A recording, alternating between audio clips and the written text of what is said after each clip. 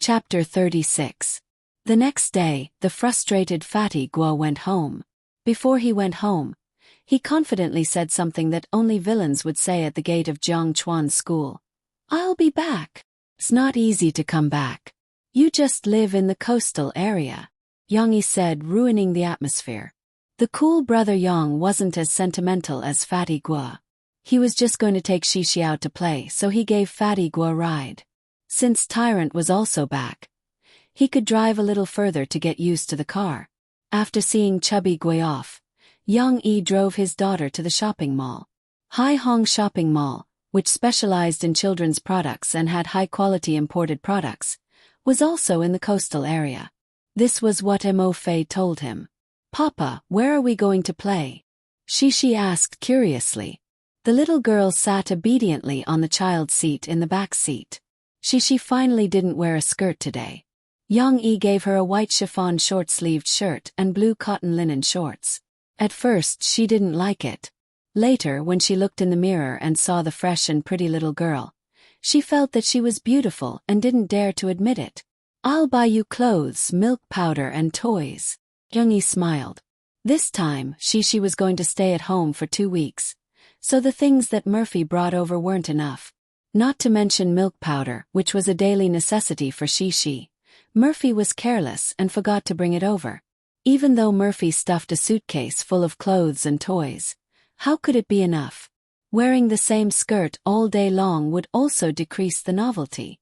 Moreover, Yang Yi felt that Murphy's taste was quite average. She only wore skirts and skirts, so it was necessary for the little girl to change her style. "Really? Papa is going to take Shishi shopping?" Shishi's big eyes sparkled as she cheered in surprise.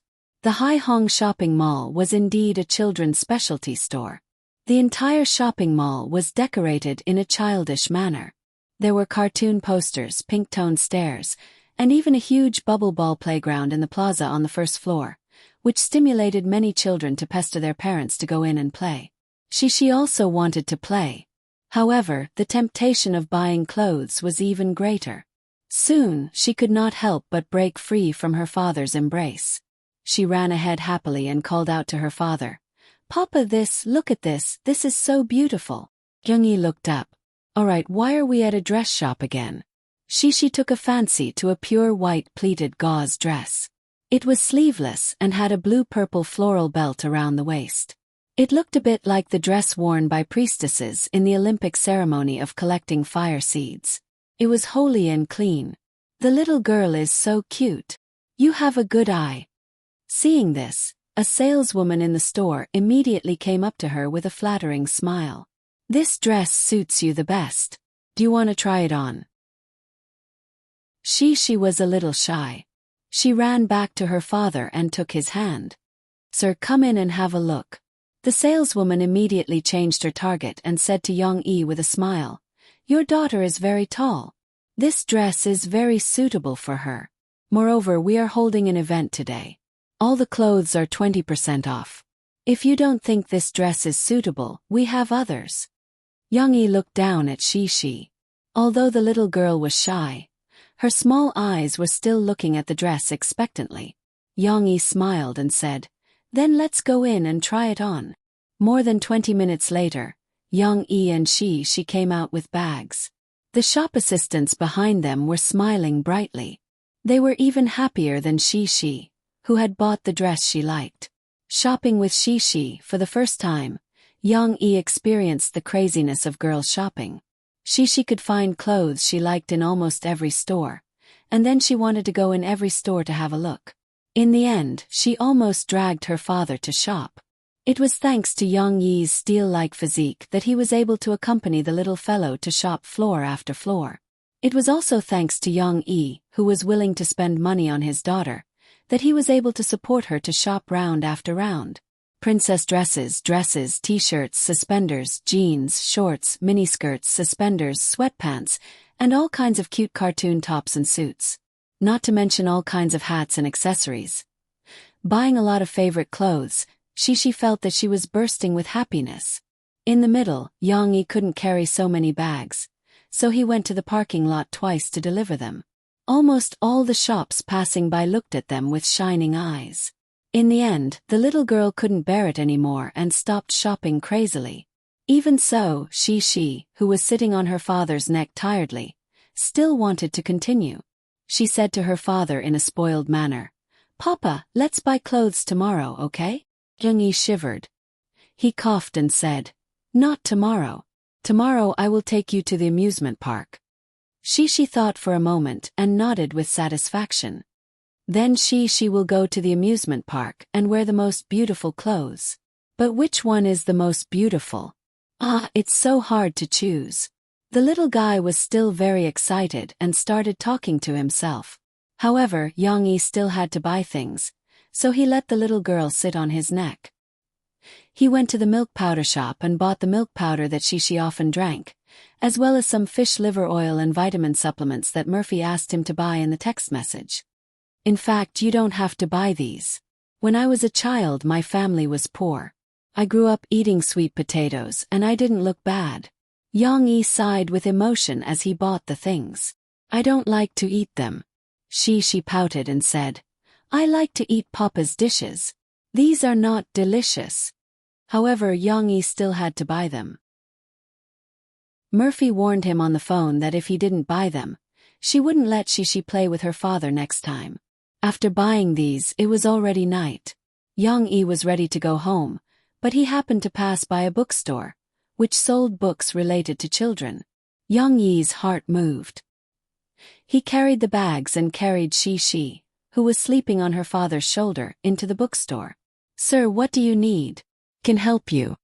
A shop assistant greeted him.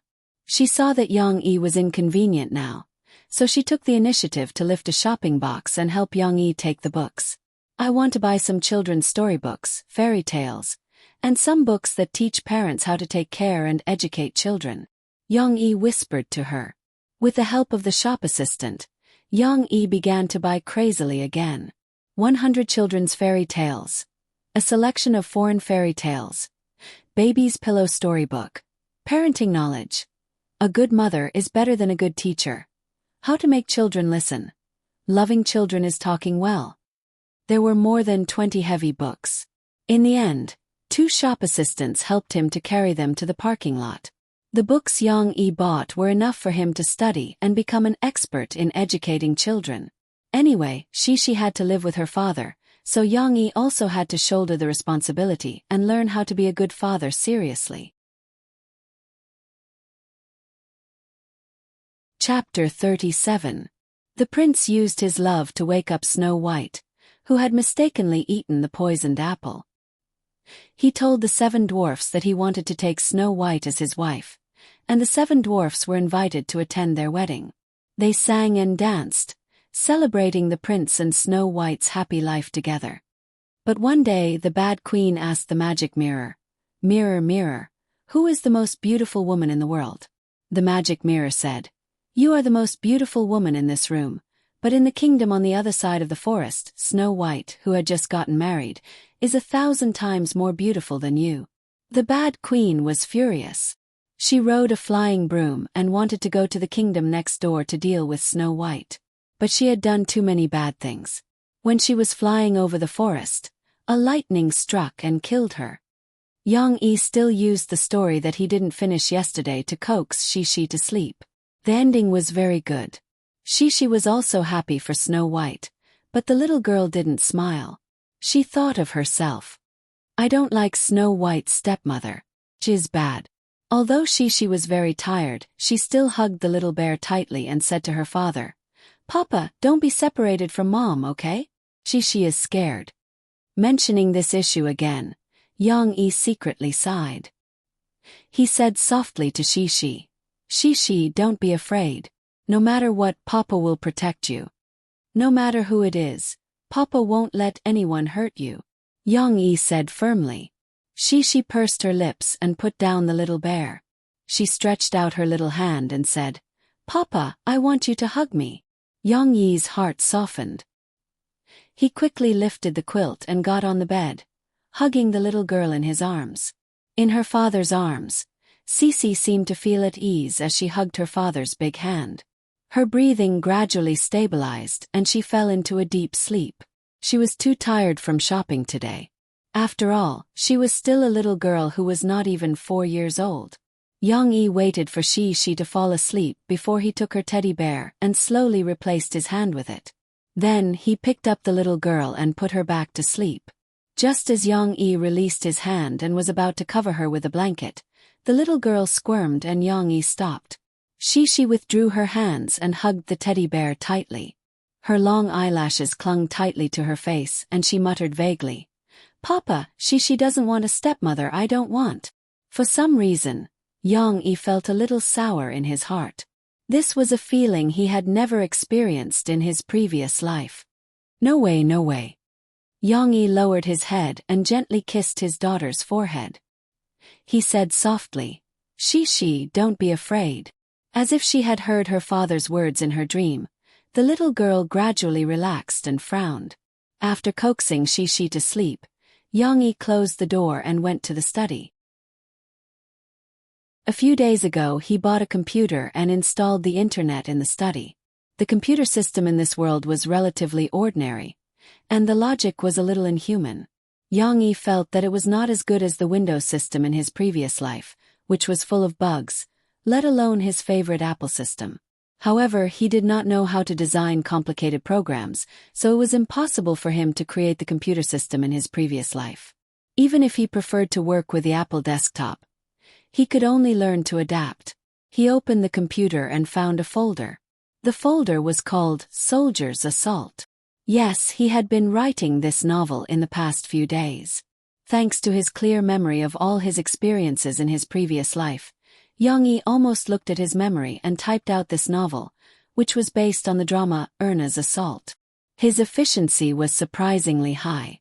Out of the 400,000-word novel, there were already more than 100,000 words in his computer. This was the result of him only typing for 1 or 2 hours every day. It could be said that Yang-yi could finish the novel in less than a week. Speaking of which, why did Yang-yi want to carry this novel? Ever since he came into contact with Mo Fei, Yang-yi had always felt a strong sense of crisis. This woman knew too much about his past. Murphy knew exactly what kind of person Yang-yi was and what kind of financial situation he had. Therefore, after Yang-yi's personality changed, Yang-yi could feel Murphy's suspicion. However, this was still okay.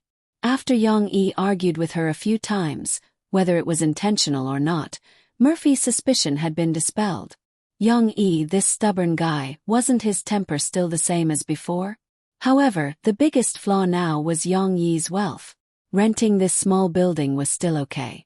With Old Master Hu's lease contract, it was not like Yang-yi could not fork out 1 yuan. However, Yang-yi had also bought a car, a big car worth 600,000 yuan. Murphy did not see this when she came yesterday, but she would find out one day. In addition, Yang-yi had bought so many clothes for Shi today. The clothes he bought at Haihong Mall were not cheap. Basically, they were all worth at least 1,000 yuan. Unless Yang-yi did not let Shi wear them and hid them, Murphy would definitely notice that something was wrong. The coffee shop had not even opened yet. Where did Yang-yi get such a huge sum of money? However, why would Yang-yi do this? Hiding the money and not enjoying it while it lasted was not his style. Moreover, he dared to buy clothes for Shi and swagger in and out in Tyrant because he had already thought of an escape route. This escape route was to use some of the literary and musical works from his previous life to earn copyright fees in this world. The awareness of copyright protection in this world was very high, and it also led to the development of the cultural industry. However, Yang-yi still had strong confidence in the excellent works he had seen in his previous life. Did the 2 songs, Long Time No See and Better Not See, not receive the favor of Hong Kong singer Chen Yijie and the deputy director of Tianxiang Music? It also brought 160,000 yuan to Yang-yi, plus a huge profit from future dividends. However, Yang-yi did not intend to reveal this part of the profit too early. After all, Murphy knew that his predecessor did not like music. At least he needed some buffer time. Then, with Yang-yi's past identity and experience, it was perfect to write a military novel.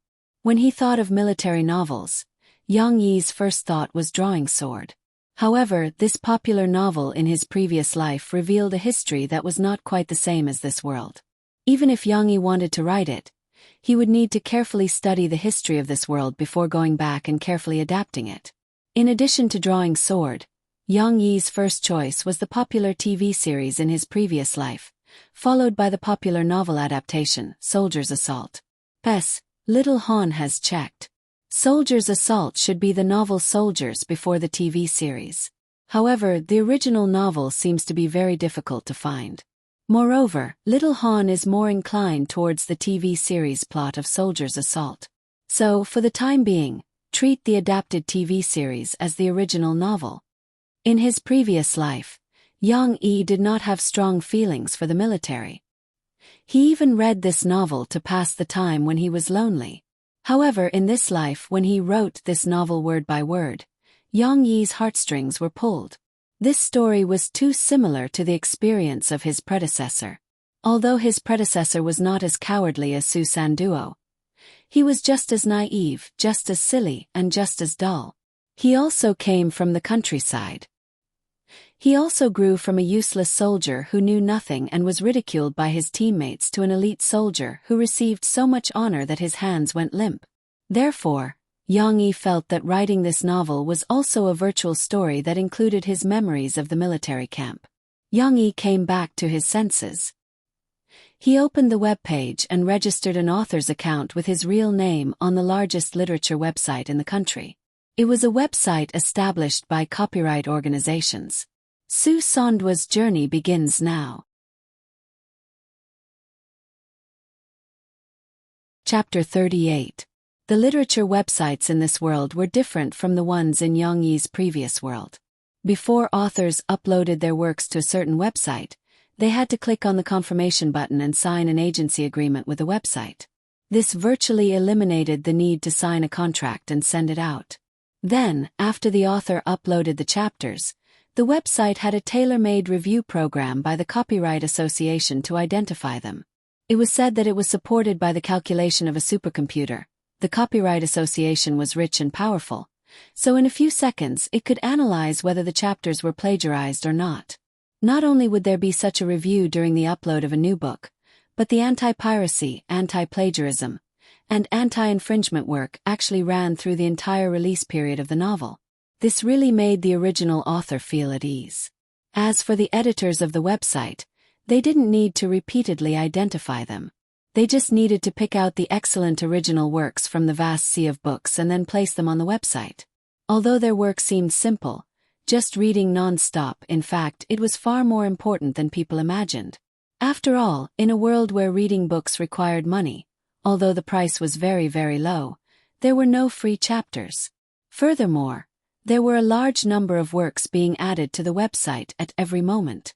Without the editor's recommendations and the support of previous experience, it was likely that many excellent works of newcomers would be buried in the huge library of works. Chang Zi was a member of the huge editorial team of the Reading Literature website. He liked reading since he was a child, and he read a wide range of books. He liked all kinds of books. Plus, he was a homebody and wasn't used to communicating with strangers. This job where he could read books for free became his happiest choice. He was on the night shift this week. After handing over to his colleagues, Chang Zi went to the pantry and made himself a cup of strong black tea. Then, he sat comfortably on his chair, opened the computer screen, and began to browse the new books that the system assigned to him. The writing of this book is terrible. The sentences can't be written smoothly. How can he have the nerve to upload his work? Sometimes, Chang Zi was also sharp-tongued, but that was only his private whispers. According to the requirements of his job, he opened a private document and copied a comment that he had written earlier for the author, advising him to think about his words and sentences. This book doesn't have any mistakes or misuse of words, but the plot is very messy, and I don't know where the logic went. This book is not bad. It's just that the plot is a little dry. Needs to be more developed. It might not be impossible for it to become a passable work in the future. After looking at more than 10 newcomer works, Changzi was a little disappointed. There was no work that made his eyes light up. However, this was also very normal. In this era of national creation, there were a lot of low-quality works mixed in. If one wanted to find gold in the sand, they had to be more patient. The tea in the teacup was finished. Changzi was about to get up and make another cup, but the next novel he clicked on attracted his attention. A wedge. An ant is walking on an ant path marked by secretions from its abdominal glands. This thing is as important to it as an iron cabinet is to a locomotive. What an interesting analogy. The first sentence of the novel made Changzi unable to help but sit back down. He scrolled the mouse wheel and continued reading. But our ant is a soldier ant, a brown species. Regardless of color, soldier ants are like soldiers in the First World War in my imagination. They spend their lives in a stuffy tank car that doesn't see the light of day, moving on a track that is said to be safe but is actually full of danger. Once the door opens to see the light of day. The first few paragraphs of text were plain but shocking. Changzi couldn't help but click on the home page with the mouse to look at the title and introduction of the book. Soldiers Assault. This is a military novel? Changzi couldn't help but feel a little excited. He liked this kind of military novel that made people's blood boil. Introduction. Shining spears and armored horses, men with fighting spirit. The spiritual world of soldiers is rich and cold. An ordinary rural child with character flaws. He is simple and persistent, tumbling and rolling in the world of soldiers. Because of his stupidity, the whole company is implicated. Because of his seriousness, the whole company is moved. Because of his persistence, the whole battalion is proud of him. Although his ancestral home in his hometown was turned into a pile of rubble in the explosion, it couldn't stop his firm steps as a soldier. Kindness and compassion didn't make him forget his duty as a soldier. Shooting drug offenders. He was tempered into steel in all kinds of difficulties and hardships. His name is Su Sanduo. Wait, looking at this introduction, Changzi had a strong sense of reality impact.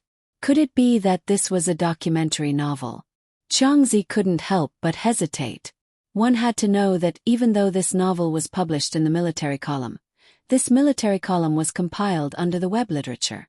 Whether it was Yang Yi's previous life or the online literature of this life, they were very different from traditional literature. Traditional literature was based on reality and deeply exposed the problems in reality, while online literature was either based on reality and higher than reality, or purely inserted the wings of fantasy and unconstrained. Let's take a look at the military section below the web novel. It was either time travel or rebirth, with memories to change the history of the original failed war. Or the protagonist had a special ability, step by step going against the heavens and becoming a soldier king. Would such a novel with a somewhat realistic content be welcomed by readers? If it was another novel, Changzi might have wanted to suggest the author to publish it in another column. But for this book, after reading a few chapters, Changzi actually felt a little reluctant. The author's writing was very delicate, just like how the chapter Wedge wrote about soldier ants, but Changzi didn't superficially think that this book was about ants. Between the lines, there was a solemn and stirring aura of a soldier. The smell of steel, the smell of smoke, the smell of gasoline, the smell of unnatural fabric. The smell of the devil and the end of the world. The soldier ants are crying. No, soldier ants don't cry. Using soldier ants to describe the iron blood of soldiers, could a military novel be written with such a literary style? Changzi felt that the softness in his heart had been touched. The author of the new book was very impressive, updating nearly 50,000 words in one breath, but the broken chapter was a bit of a pain in the ass. Wedge was less than 2,000 words, the first chapter was more than 5,000 words, the second chapter soared to more than 20,000 words, and the third chapter shrank to less than 20,000 words. Did he break a chapter? Or did he just casually write a chapter number in a paragraph for fun? But even so, Changzi was mesmerized by Su Sanduo. He was deeply attracted by this simple and honest coward. He really wanted to know how this Su Sanduo had become the pride of the entire company as described in the introduction. However, the story came to an abrupt end, and the author updated to the third chapter. It didn't matter. Changzi had already decided that he would add this special novel to the list of recommendations that would be pushed by the editor tomorrow. One had to know that this was the best recommendation spot that a newcomer's work could get. An editor could only push one novel a day, and even if it was just a text recommendation, the novel would still appear on the website's homepage. It could be seen how much Changzi liked this novel. The meaning is profound, depressing, but full of hope. I have a hunch that this will be a masterpiece. Changzi excitedly added a link to the book on his blog and commented below.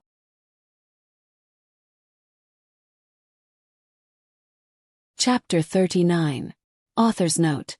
This chapter is not meant to ridicule those who are forced to go on blind dates by their parents, nor does it have any ill intentions towards the girls. Xiaohan is on the side of free love. Moreover, Xiaohan believes that even if a girl reaches the age where she should be anxious, she should not be anxious. She would rather be slow until she finds someone who truly loves her. No matter what, she should not compromise. Yang Yi had never been a web novelist in his previous life, and he did not care about the results of his novels. After uploading a few chapters, he saved them in the draft box for a few days. After setting the timer, he closed the web page and did not care about it anymore. As for the short recommendation spot that editor Changzi sent him, it was pitifully left in the author's back-end inbox. It was another early morning. The sky was still green, and a thin mist shrouded the campus. Yang Yi still got up early to exercise and crossed Ting Mountain to buy fresh ingredients for Xi. The largest vegetable market in Ting Mountain was located at the western foot of Ting Mountain. It was the largest residential area in Ting Mountain, and it was close to a pier of the Jinghang Grand Canal. Whether it was agricultural products, seafood, birds, beasts, or even some precious high-quality ingredients, they could all be bought in this market. After all, there was also a villa area here, where the rich and powerful lived. If he went through the main gate of the school, he would have to walk a long way around the foot of the mountain. As long as he crossed Ting Mountain, the vegetable market would be on the opposite side. However, the shortcut required a lot of physical strength on the rugged mountain road. Yang Yi did not lack physical strength. The energy consumption from crossing the mountain was just enough to force his internal strength to circulate and accelerate the speed of his cultivation. "Little Yang, you're here again." The aunties selling vegetables in the second row of the market had already recognized the young man who came every day. They smiled and greeted him. "I picked some bamboo shoots today. Do you want some?" Yang Yi was very picky about food. He had walked through many stalls, and only this one sold vegetables of the highest quality. The aunties said that the vegetables were all grown in the mountains contracted by the family, and there were no fertilizers or pesticides. "Then I'll try some." Yang Yi smiled, picked a tender bamboo shoot, and put it in the bag handed over by the aunties. These people who sold vegetables liked to chat. Yang Yi didn't want to appear too arrogant, so he agreed. After a few times, Yang Yi got used to the feeling of greeting people. His personality was also unknowingly influenced and became more easygoing. While Yang Yi was picking the mushrooms and lettuce, the granny who sold eggs and duck eggs came over and looked at Yang Yi with burning eyes. Her gaze swept from Yang Yi's head to his feet, then back to Yang Yi's face. Yang Yi sensed it and raised his head in confusion. "Little Yang, where do you work?" Big Ant was pushed by the old lady and asked helplessly.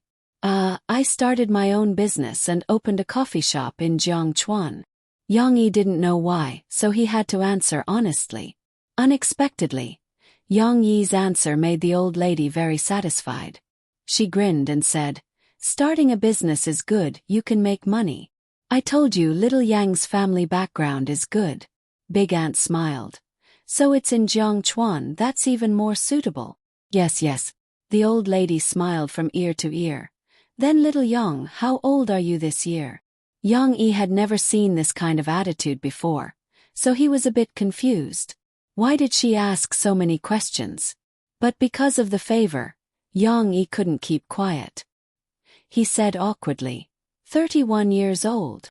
The old lady's somewhat cloudy eyes were shining at this moment. She smiled and said, 31 years old is good, 31 years old is not bad. What's so good about 31 years old? Young-yi was dumbfounded. 31 years old is not old, just 1 or 2 years old. And look at little Young, he exercises every day, his body is so good. Big Ant continued to recommend. And little Young is definitely someone who loves his wife. He buys groceries and cooks every day. I'm afraid Yen doesn't have to worry about housework at home. Yes, yes. Big Ant was so happy that she couldn't close her mouth. Wait, something's wrong. No matter how slow Young-yi was, he noticed it. But before Young-yi could say anything, under the old lady's urging, Big Ant smiled and said to Young-yi, Little Young, Auntie will introduce you to someone, okay? Young-yi was dumbfounded. Your Grandma Wu's granddaughter also works in Jiangchuan as a counselor, right? Big Ant saw the old lady nod and smiled. I was too busy with work before, so I didn't have time to talk to someone. Now my family is very anxious, so you two are close so you can talk more. Auntie is not bragging, but their Yen is as beautiful as a flower, and she's a local and she has a house. Big Ant continued to recommend. Young-yi said with a bitter smile. Auntie, Grandma Wu, you misunderstood. I'm already married. Suddenly there was silence. Big Ant and Big Ant looked at each other, and the atmosphere was a little awkward. Big Ant looked at Big Ant with some resentment, as if to say, Didn't you say you're not married? Yes, I'm not married. She had observed Young-yi for many days, and he didn't have a wedding ring on his hand. She also didn't see him bring that girl to go grocery shopping. He had been alone all this time.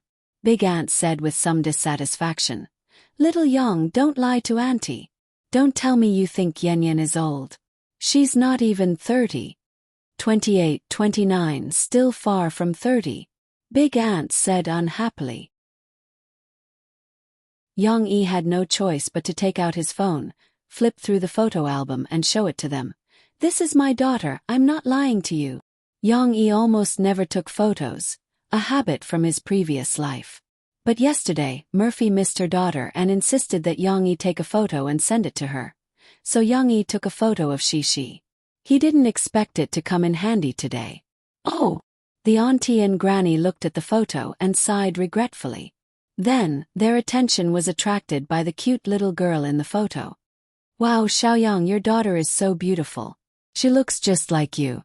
After Young-yi took the phone, he said proudly, Of course, she's my biological daughter. The topic of she alleviated the awkwardness of Big Ant and Big Ant.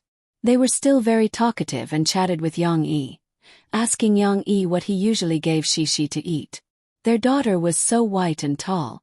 Young-yi felt quite awkward. It was the first time he was introduced to someone. He answered a few words perfunctorily, then quickly ran away with the excuse that he had to go home to take care of his daughter. Behind him, Young-yi, with his sensitive ears, heard Big Ant complaining impatiently.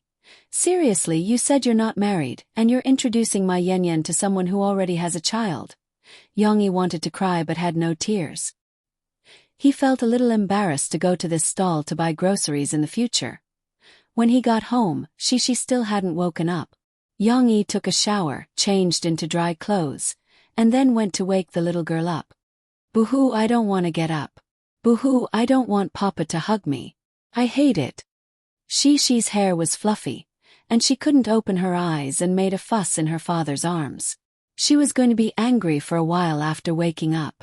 Young-yi kissed his daughter's tender little face and said, Okay, Dad will take you to wash your face.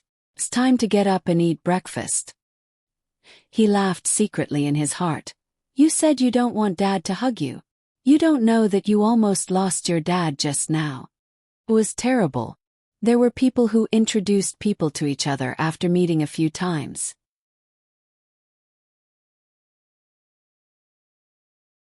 Chapter 40. I've never dreamed of becoming a soldier because I'm afraid of death. But now I'm in awe of soldiers. Mu Yuqing's blog. Mu Yuqing was an IT programmer in Yongcheng. He was usually very busy, working from 9 to 9. Although he was well paid, he also lost his personal life.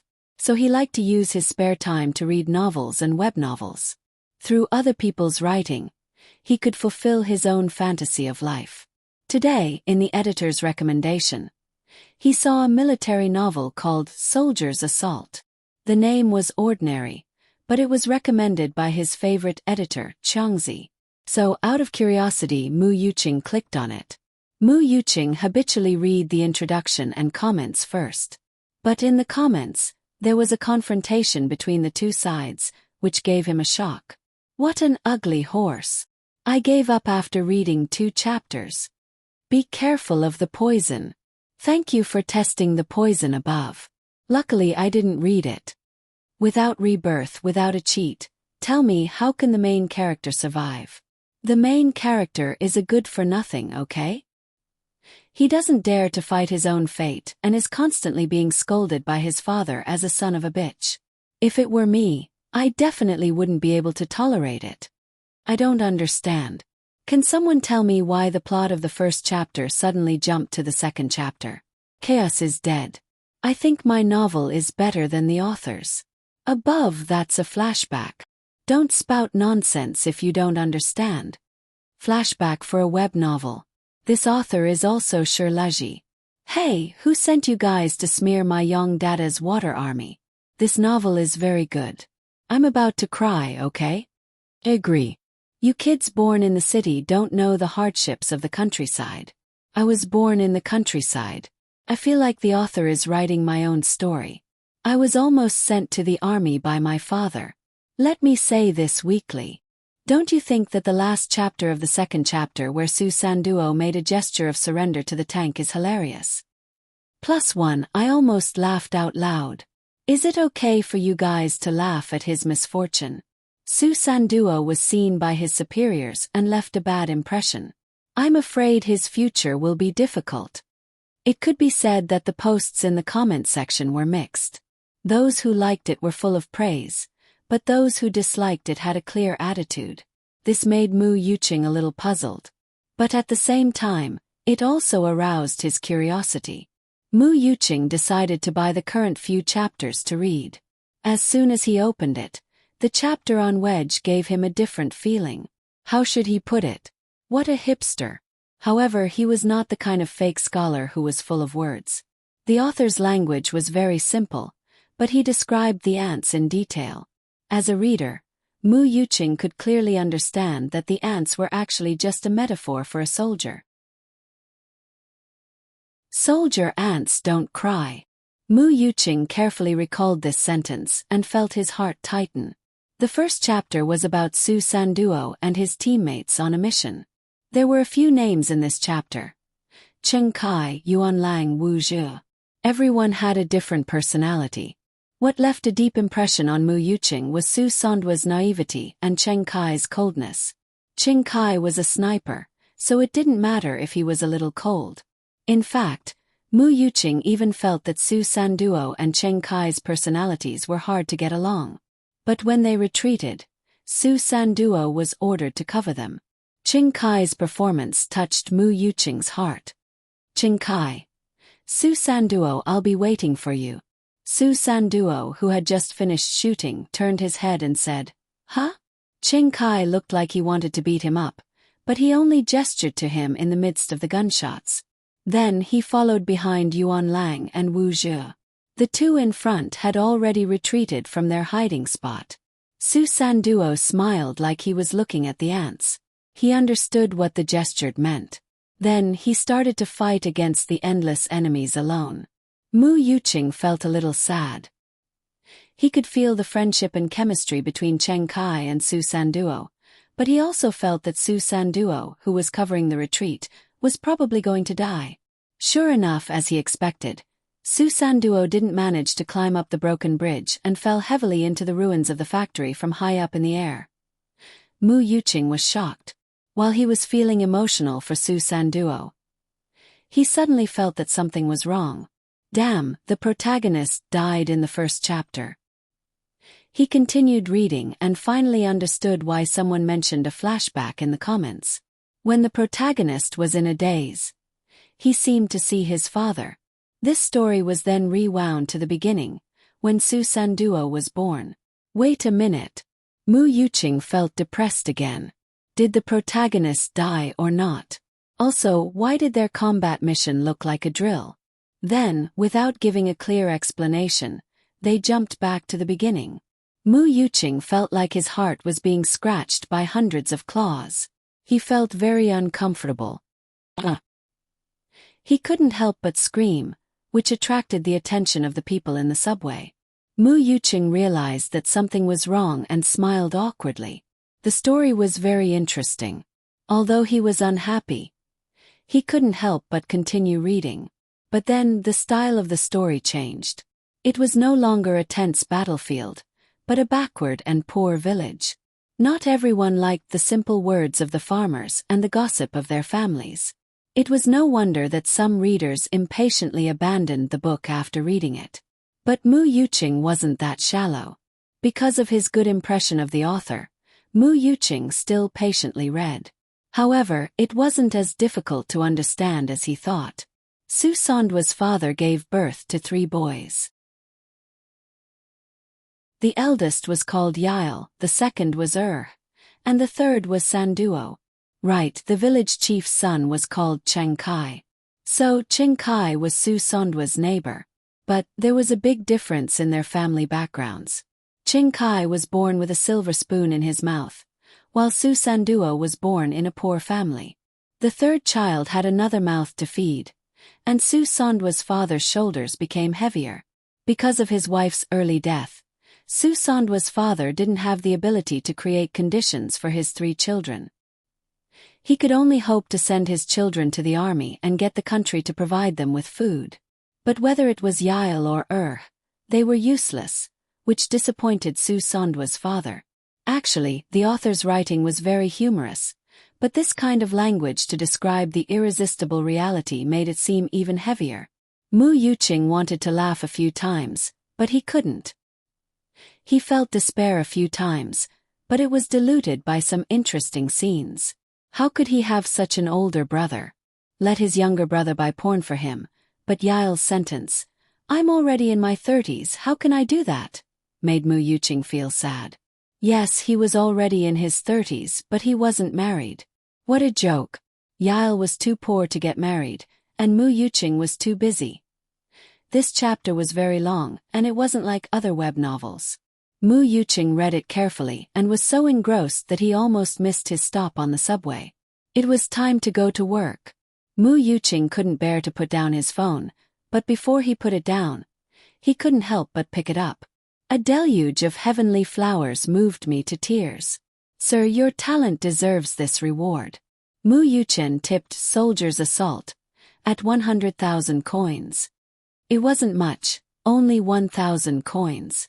It was just a drop in the ocean for Mu Yuqing's income, but he was happy to tip a work that he couldn't stop reading.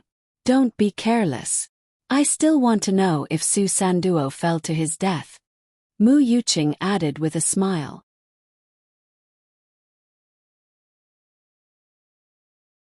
Chapter 41.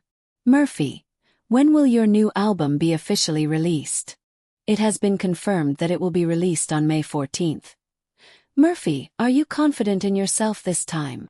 I have always been confident. Mo Fei, facing the more than 300 fans who came to support you, do you have anything to say to them? Thank you for your support and patience. Well, I won't let you down. It was another commercial performance.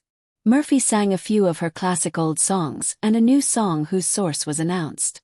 Then, she accepted an interview from the reporters. The reporters' questions were not new, as if they were old news.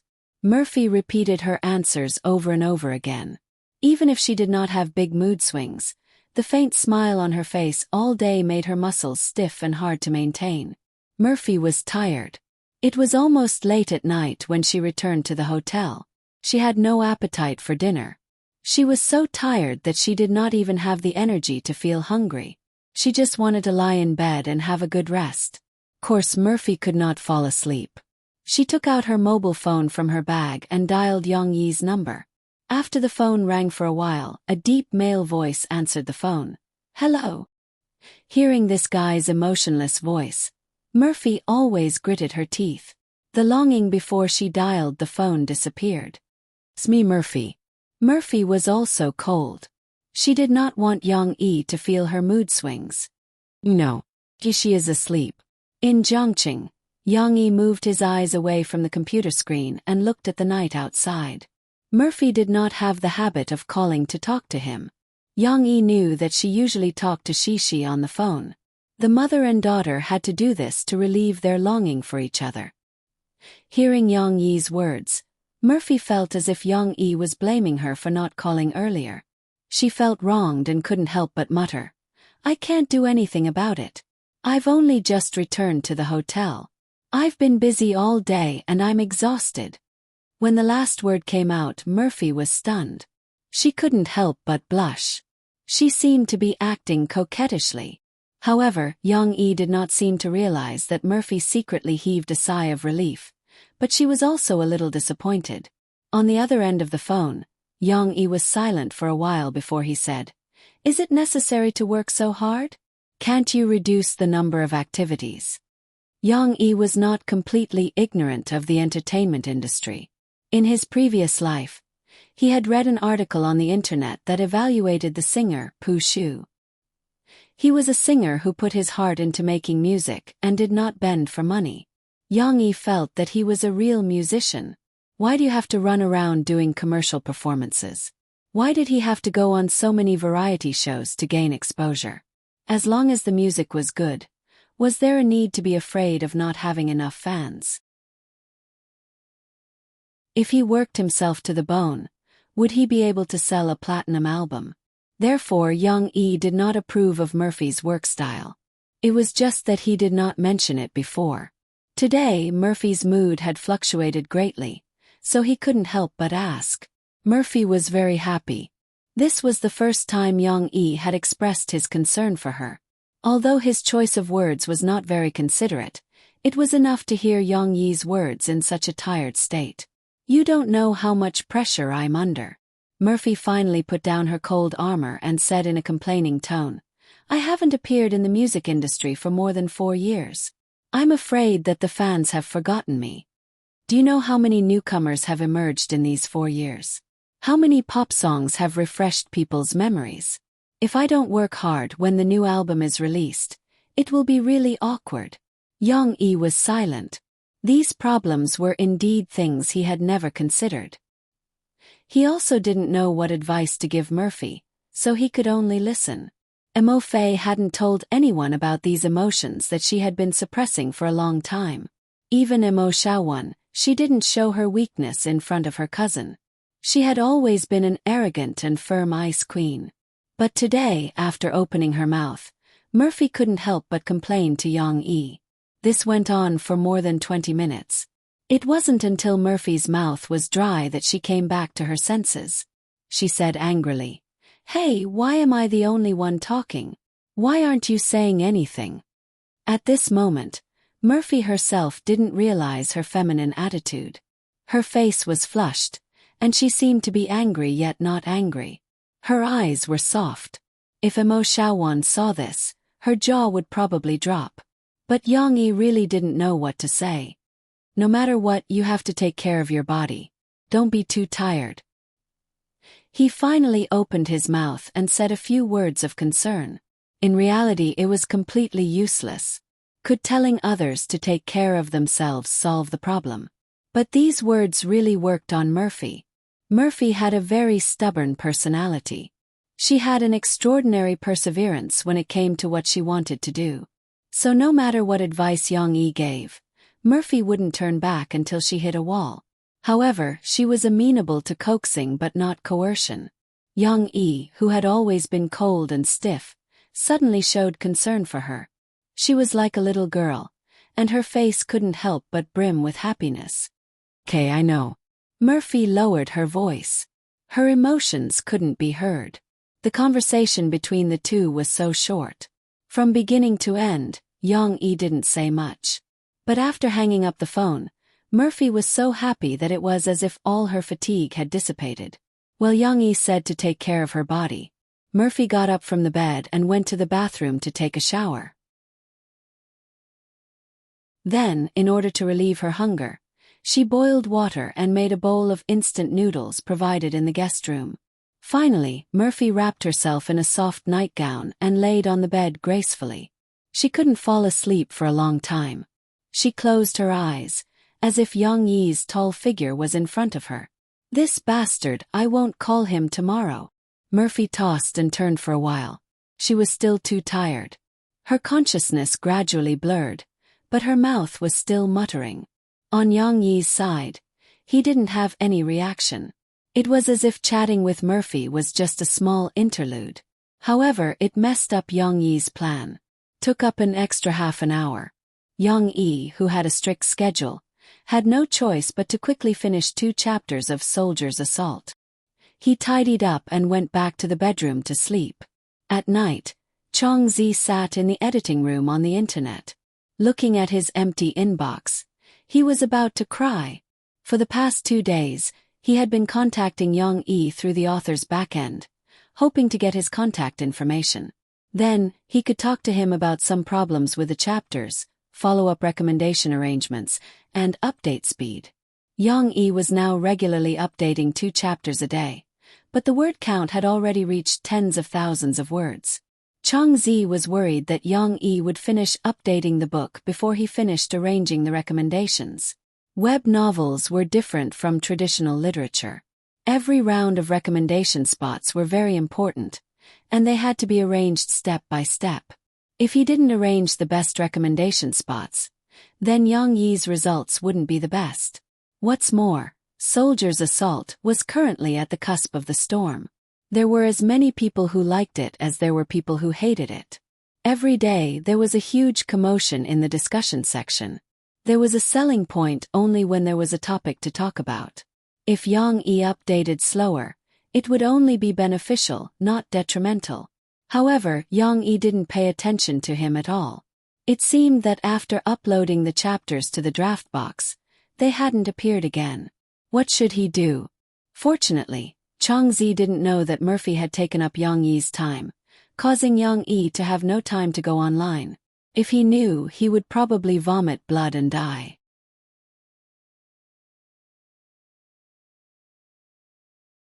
Chapter 42. The most famous military literature website in the country was actually Iron Arm. It was a military literature website founded by a magazine with a special background. Since its inception 10 years ago, it had gathered a large number of retired soldiers and military enthusiasts. However, today the fans of Iron Arm.com were a little stirred up. First, they were recommended by a friend to a novel that was published in the military section of Iron Arm.com, which they usually disdained to read. The military section of Iron Arm.com was good at imagination but lacking in reality. Usually, the best-selling novels were mixed with all kinds of loopholes and all kinds of wrong logic. This made the military fans who liked to study the real data of military and weapons feel disdainful. It was like a professional history professor who had studied the history of the Spring and Autumn War for decades, only to see a novel that described papermaking as the invention of Confucius. It was just as ridiculous. However, this novel, Soldier's Assault, was different. They were fascinated by it, and many of the weapons and data were described accurately. Yang Yi had corrected the names of some of the weapons and tanks that appeared in his previous life based on the memories of his previous life. This author must have been a soldier and had similar experiences. Many retired soldiers who were born in the countryside were in tears after reading the first few chapters. They turned around and recommended it to more people. However, the comments below the novel were not so friendly. After all, the audience of online novels was too wide. From old boys in their 30s and 40s to elementary school students who just understood novels, there were successful people in the business world, rich second-generation heirs, and farmers who earned hard-earned money and read novels to pass the time. Soldier's Assault had a slow pace and a deep storyline, which made some readers who were used to fast food literature unable to adapt to it. What made the readers who pursued pleasure even more upset was the main character's cowardice. How can there be such a cowardly main character? I can't stand it. I've lived for a long time, but this is the first time I've seen a main character who needed pity to become a soldier. He gave up after reading 2 chapters. He surrendered after seeing the barrel of a tank. Does Su Sanduo still want to stay in the military? How can the author write such a trashy main character? That's right. Everyone was used to the main characters of web novels being crazy and cool. Now that they saw a useless main character, they really felt that their worldview had been washed clean. Of course, it wasn't that there weren't any readers who liked this novel. There were quite a number of readers who were patient and liked this kind of writing style like Mu Yuqing.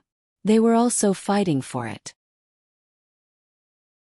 What was unexpected was that they, who usually didn't reward much, were willing to reward the author and encourage him to continue writing. However, due to the disgust of many readers, Soldier's Assault's reader rating remained low. It could not even get past the median of 5. Seeing such comments and ratings, the netizens from the Taijun website were furious.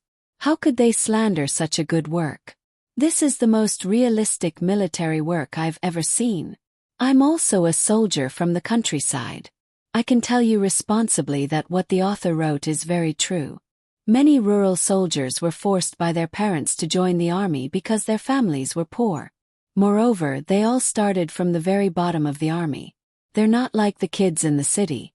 Their families are well off, so no one is willing to join the army.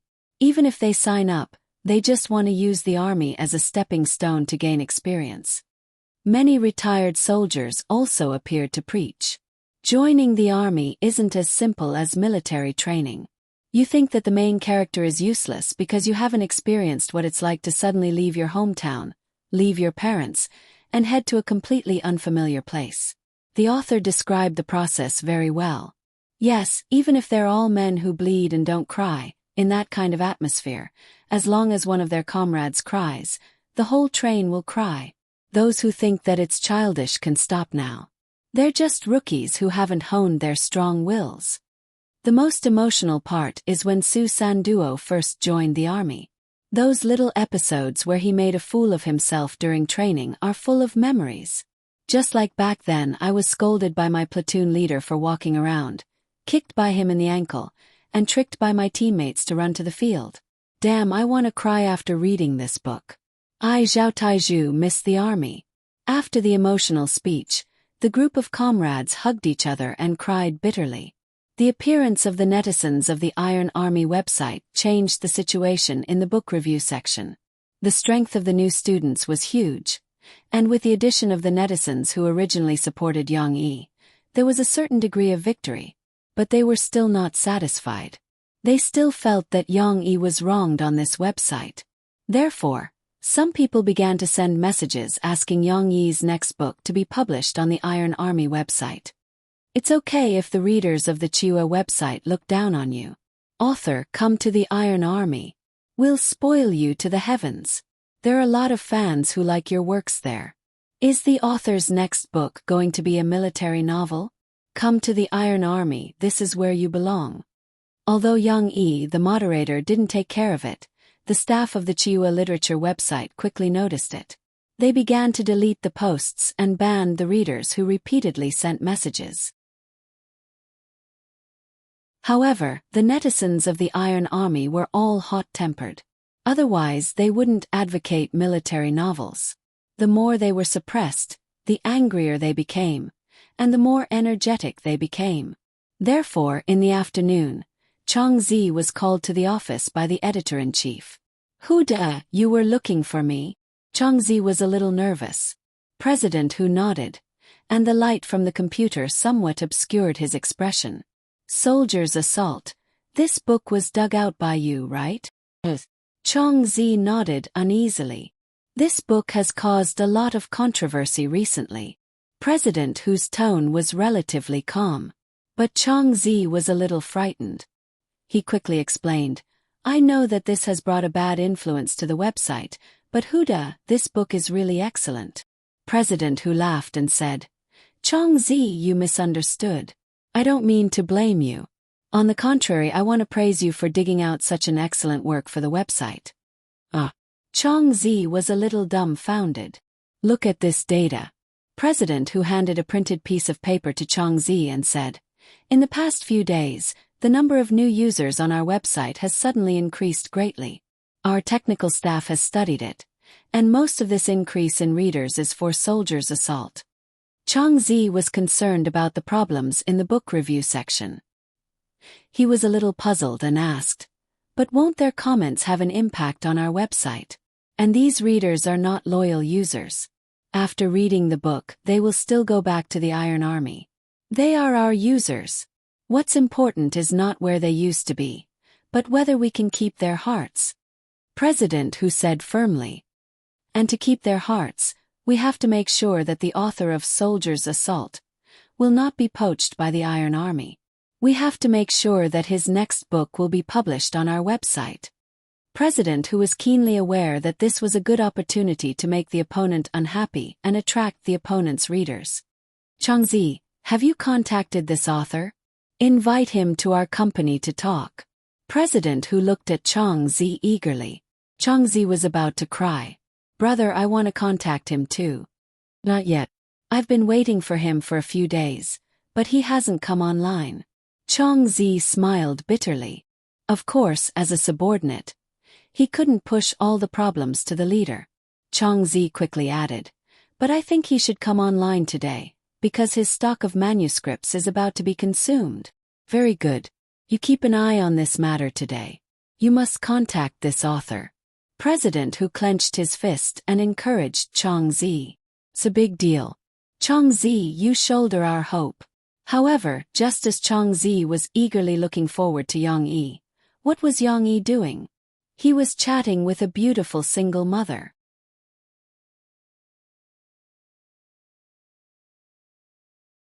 Chapter 43. Today it was drizzling in Jiang City. This was not surprising. This city was located in the south of the Yangtze River, and it was a warm and rainy city.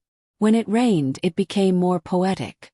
Of course, she was not as strong as her father. The spring rain was cold, so her father gave the little girl an extra thin shirt early in the morning. The coffee shop at the corner of the street had quietly opened for business. Yang Yi, who didn't like crowds and didn't know the ways of the world, didn't want to make a big scene. He even chose a weekend to hang up the simple wooden signboard as an opening ceremony. This also led to the fact that no one knew that this coffee shop had been open for 2 days, and there were no customers coming in. However, Yang Yi did not care. The sky was dark, but the coffee shop was as warm as home. The light yellow and soft light slightly illuminated every corner. It was as warm as sitting around the fire on a winter night. It was especially suitable for friends to whisper together. However, in front of the bar, Yang Yi turned on the exceptionally bright incandescent lamp. He tirelessly wiped the cup while smiling and watching his daughter draw. She sat high up, bent over the clean and spacious marble bar, and carefully used her colored crayons to draw the image in her heart on the white drawing paper. After a long time, the little girl raised her head and said happily, "Papa, look, how do I draw?" Yang Yi had been watching. She had improved after he taught her a few moves earlier. However, the drawing was still very abstract. "Good. Is this an elephant you drew?" Yang Yi raised his thumb and pointed to the animal on the drawing paper that was as round as a piglet but had a long nose. "Yes," she said happily. "Mother elephant has a long nose." "Great drawing." Yang Yi smiled and rubbed the little girl's head. After reading those parenting manuals, Yang Yi's concept had changed a little.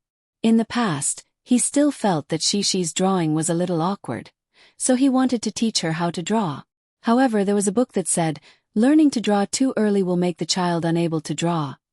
Children between the ages of 0 to 7 are in an important period of right brain development, and a very important part of right brain development is to perfect it with the help of the transformation and expression of graphics, thus promoting the health of the right brain and the formation of divergent thinking.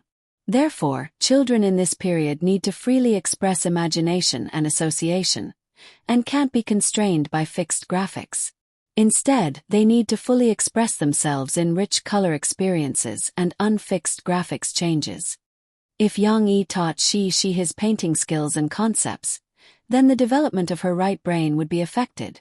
Yang Yi, who was in a cold sweat, restrained his impulse to teach Shi how to draw. Instead, he supported and encouraged her, allowing her to freely use her imagination and draw what she wanted to express. And the drawing was pretty good too. Yang-yi began to learn how to appreciate and praise. "Look at how cute the elephant you drew is. One look and I can tell that you're very happy." She smiled happily and was even more motivated. She lowered her head and continued to draw. At this time, the wind chime at the door rang. Someone opened the door. Yang-yi noticed it and subconsciously looked over. However, the person didn't come in. She just let a little boy go in first to take shelter from the rain. "Hello." Yang-yi couldn't see anyone through the curtain, but he heard a gentle female voice. It was as gentle as the drizzle outside. Why didn't she come in? Yang-yi was puzzled. Looking at the little boy's nervous appearance, Yang-yi had to walk out from the bar counter. She also quickly jumped down from the chair, pulled her father's hand, and hid behind him. She secretly poked her little head out to look at the little brother who should be 5 or 6 years old. Yang-yi curiously looked outside the door. Outside the door was a young woman with delicate features. She shouldn't be too old. She was a little embarrassed. She was holding an umbrella, but her hair was messy. Her clothes were half wet from the rain, and her shoes were also stained with mud. The mud even splashed on her white stockings. Her petite and helpless appearance was pitiful. However, Yang-yi didn't have any fanciful thoughts. He asked somewhat uncomprehendingly, "Hello, why don't you come in?" The young woman looked up at Yang-yi apologetically and said, "I'm sorry. I just accidentally stepped on your flowers. I didn't pay attention when I walked." Yang-yi didn't care. He waved his hand and said, "It doesn't matter. If you want to take shelter from the rain, come in. It's not a big deal." However, the young woman was still a little embarrassed. She said embarrassedly, "My shoes are very dirty. There's a lot of mud on them.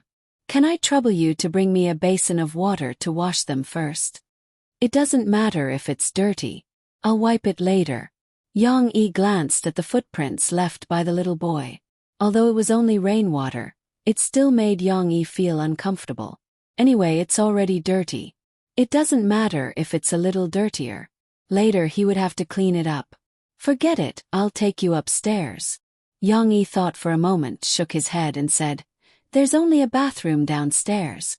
It's not easy to wash. There's hot water upstairs." Without waiting for the young woman to object, Yang-yi picked up the big umbrella hanging behind the door. After opening it, he bent down and picked up she. Then he smiled faintly and said, "Let's go." "Oh, okay. Thank you. Is this your daughter?" The young woman was a little shy after being arranged by Yang-yi. Her face was red. She pulled her son up and tried to find something to talk about. From the back of the store to the small courtyard, Yang-yi managed to obtain a lot of information from the other party on the short journey up the stairs. The young woman's name was Yen Xiaopei. Her son's name was Yen Inkai. From the surname, it could be seen that Yen Xiaopei was divorced. Her son took her surname. Obviously, her ex-husband did something that made her so resentful. Of course, Yang-yi was not interested and did not ask. The reason why Yen Xiaopei was in such a sorry state today was because her son went to piano class. Yen Xiaopei braved the rain to pick him up. However, when she passed by Yang-yi's shop, she did not pay attention to the road and stepped on the edge of the flower bed. "Your coffee shop is new, right? I don't think I've seen it before." When Yen Xiaopei came in, she insisted on not coming in with muddy shoes. Yang-yi had to settle the two little ones down first and then bring her a pair of slippers. "Yes." Yang-yi nodded. At first, Yen Xiaopei was very shy. However, now that they were familiar with each other, she was a very talkative person. She carried her dirty shoes and followed Yang-yi. "Oh, I opened a flower shop at the east gate of the school." "East gate? The business should be very good. But what about the shop when you go out?" Yang-yi thought of the shops at the east gate and asked in confusion. The shop hired 2 university students to work part-time. Moreover, it's raining so no one comes out. Yen Xiaopei said softly. When they went upstairs, they saw Shi and Yen Inkai sitting opposite each other across the coffee table. The little boy was a little introverted and lowered his head silently. She was also afraid of strangers. She was restless. Sometimes she would sneak a glance at the little brother and sometimes look at the stairs. Fortunately, her father came back. She could not wait to run over and hug her father's leg. P.S. This is a very ordinary side character. At most, she will live for a few episodes. She can't even be considered a side character. Therefore, you don't have to worry about her becoming a mistress or having sex with Young E. This book says that there is only one female lead, so there will definitely not be a mistake like My Fairy Lady.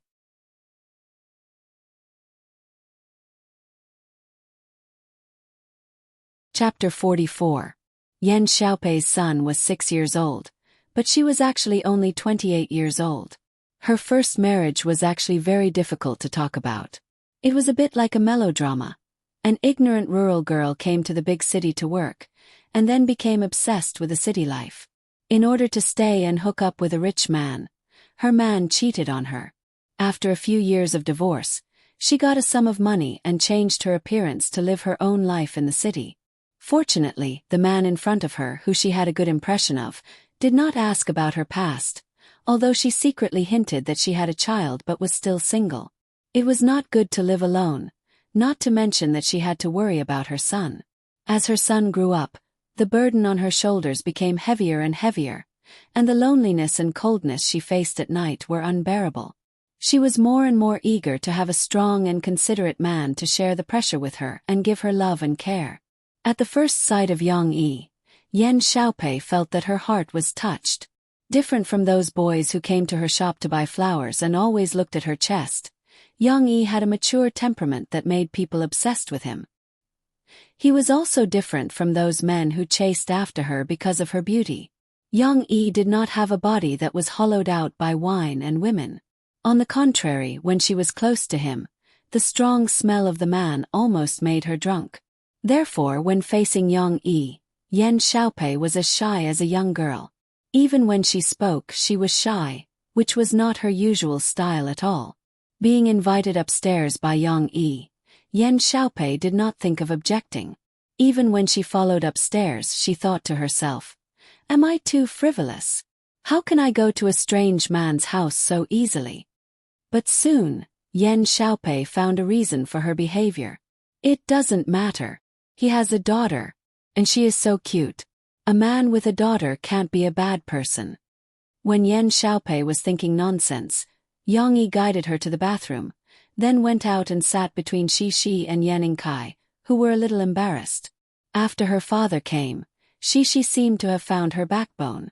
She ran over, snuggled in her father's arms and whispered, "Papa, I don't like him." "Why?" Yang Yi smiled and whispered to his daughter, "Because your little brother doesn't want to play with you." "Well, I just don't like it." Shi pouted. Yang Yi recalled the books he had been reading for the past few days. One of them had mentioned the social problems of children. Due to Murphy's identity, it was almost impossible for her to take Shi to play with children of the same age. Yang Yi was not much better. He could be said to be antisocial and too guarded against people. He rarely went out to interact with strangers. In fact, there was a big lawn in the school. Every afternoon, grandparents would bring their children to play on the lawn, but Yang Yi was not interested at all. After reading the books, Yang Yi gradually realized that he was one of the reasons why Shi's character became somewhat antisocial. If he wanted to help his daughter grow up, Yang Yi had to change himself first. Yang Yi turned his head to look at the little boy. He smiled and tried to be as kind as possible. "Yan Kai, can I call you brother Xiao Kai? You're older than sister Shi." Yan Kai looked at Yang Yi, but his eyes did not dare to make eye contact with adults. He lowered his eyes and nodded gently. "Your mother said that you're learning piano. How long have you been learning piano?" Yang Yi was a little stiff. Fortunately, the opponent was just a child. "I just started learning a month ago." Yan Kai whispered. "I see. Are you willing to share with sister Shi some of the interesting things that happened during your piano lessons?" Yang Yi pulled Shi to the front and asked. At this moment, She was also looking at brother Xiao Kai. She did not throw a tantrum. Yan Kai was a little embarrassed, but he still nodded. Then Shi, are you willing to take out your toys and play with brother Xiao Kai? Yang Yi pushed his daughter and smiled. Brother Xiao Kai and you can be considered friends. Between friends you have to learn to share. Shi was still very obedient. She said in a clear voice, then I'll go get it. Before she finished speaking, she ran to the bedroom like a wisp of smoke to get the toys that her father bought for her. Among the toys that Yang Yi bought for her, in addition to the dolls that she liked, there were also some puzzle toys. For example, there was a magnetic toy that looked like Lego. There was also a maze ball that could be played as a maze game. Cici worked hard to drag her toy box over. Although Yan Kai was also a little antisocial, he was still a child after all. When he saw the toys, he was also attracted to them. The two children quickly played together. While Yang Yi was watching them play, Yan Xiaopei peeked through the gap in the bathroom door. Yan Xiaopei softly called out Yang Yi's name. Yang Yi was puzzled. He walked over, but in a gentlemanly manner. He turned his face sideways and did not look at Yan Xiaopei's petite and graceful figure reflected in the frosted glass door. That Yang Yi, my top is wet. Yan Xiaopei seemed to be on the verge of tears as she said shyly. It turned out that after Yan Xiaopei washed her feet, she wanted to take off her wet top and wring it dry. However, it, accidentally, slipped out of her hands and, coincidentally, fell into the puddle. This time she really couldn't wear it anymore. Yang Yi also had a headache. He hesitated for a moment before returning to his room. He took out a top that he had only bought and washed once. He had never worn it before and handed it to Yan Xiaopei. Actually, he didn't like strangers using his things. However, he had no choice. He couldn't let her come out topless, right? After a while, Yan Xiaopei finally came out with a bag in her hand. Inside the bag was her wet top and dirty stockings. Yang Yi was watching the two children play in the living room. When he heard the sound, he actually felt his mouth go dry. The first thing that came into view was Yan Xiaopei's flushed face.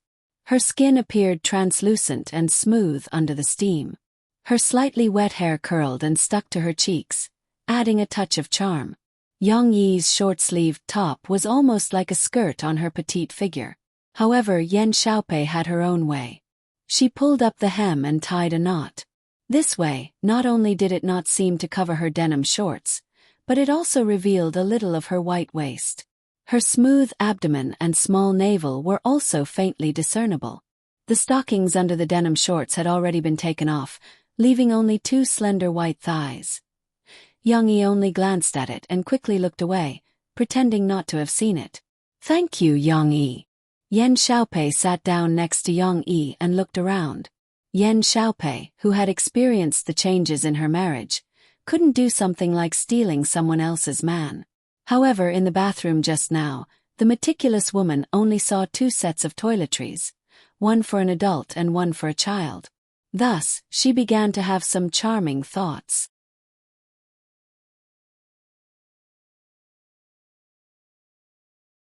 Chapter 45.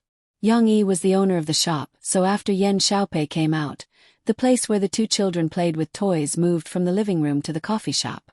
Actually, it didn't matter whether the coffee shop was open or not. No one would patronize it anyway. However, Yang Yi vaguely felt that this woman was a little dangerous. Of course, it wasn't that kind of dangerous. Anyway, facing her at home, Yang Yi felt that something was wrong. Your shop name is very strange. Why is it called the Corner Coffee Shop? Yan Xiaopei had no intention of going back, even though Yang Yi had asked her several times if there would be trouble if the florist wasn't at home. Instead, she leaned on the bar counter lazily and rested her chin on her hand, watching Yang Yi busy himself.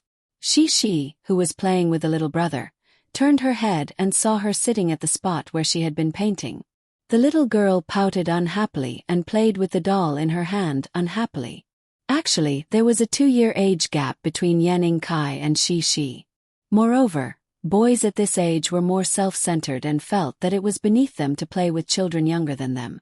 Therefore, he was still unwilling to take the initiative to talk to Shi. Most of the time, he would only answer Shi's questions intermittently. Now that Shi was silent, he breathed a sigh of relief and focused all his attention on the magnetic toys in front of him. He wanted to hitch a ride. At the bar counter, Yang Yi was similar to Yan Kai. He was a little helpless. He had no interest in chatting with Yan Xiaopei, because this woman gave him a very bad feeling. Perhaps she was a little scheming. However, Yang Yi couldn't be too overboard. After all, he still wanted Shi to make more friends. As a father, he had to learn to treat people gently first. Therefore, Yang Yi could only respond intermittently. Because it's just around the corner. Okay, I think you're a little lazy when it comes to naming. Fortunately, you didn't slack off when it came to naming your daughter. Yang Yi chuckled in response. What could he say? When Shi was born, he had no idea at all. Murphy had named Shi Yang Shi a few years ago. By the time Yang Yi reunited with them, Shi was already called Shi. Of course, Shi was also a nice name. Wait a minute, the name of the coffee shop at the corner of the street also sounds good, right? It was especially artistic, wasn't it? Yang Yi could only chuckle. He had no intention of arguing. Would you like a cup of coffee? Yang Yi asked casually, trying to be polite. However, Yan Xiaopei immediately perked up. Okay, you treat me. Yang Yi was a little speechless. It wasn't that he couldn't afford a cup of coffee. Yang Yi felt that she could drink as much as she wanted, but the problem was that she still wanted to drink coffee. Was this woman really not going back? However, the words that were spoken were like spilled water. They couldn't be taken back.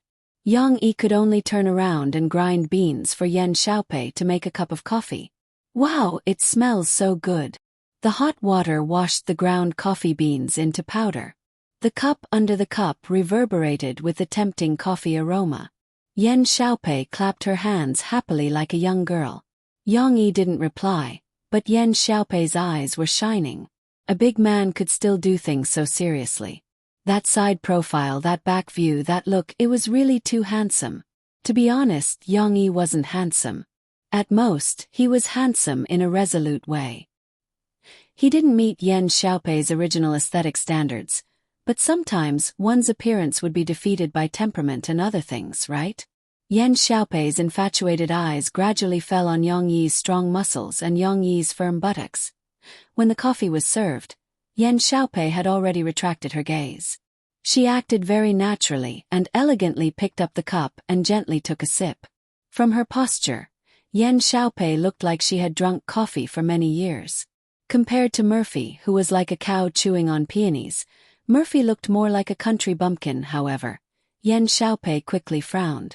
It's a bit bitter. It's still bitter. Yang Yi was surprised. In the past, women drank coffee with 1.5 spoonfuls. Why didn't Yan Xiaopei work? I still want to add some sugar. I'll do it myself. Yan Xiaopei said with a charming smile. She propped herself up on the bar counter and leaned her body out to reach the candy jar. Her movement was a bit big. Her body rubbed against Yang Yi's arm, but that wasn't the main point. The main point was that Yang Yi's short-sleeved shirt was already loose on her. When Yan Xiaopei leaned over, the collar collapsed. Yang Yi's gaze inadvertently swept over and happened to see 2 dazzling lumps of white inside. Yan Xiaopei didn't seem to notice. She took the sugar jar and leisurely retracted her arm and sat back down.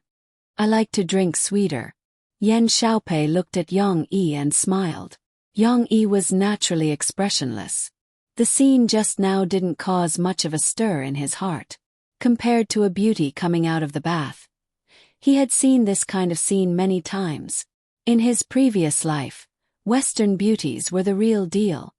I think in the future we should prepare more sugar jars and let the customers add their own. Yang Yi pondered over this matter. Everyone had different tastes. Yang Yi couldn't ask everyone to drink the original flavor of coffee, even though he highly recommended it. Looks like I helped you after all. Yan Xiaopei was as happy as a young girl. However, Yang Yi wasn't too willing to continue. He lowered his head and wiped the cup as if the cup would never be finished.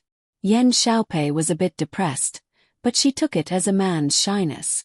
Her eyes turned and looked at the children. Yan Yingkai's car was beginning to take shape.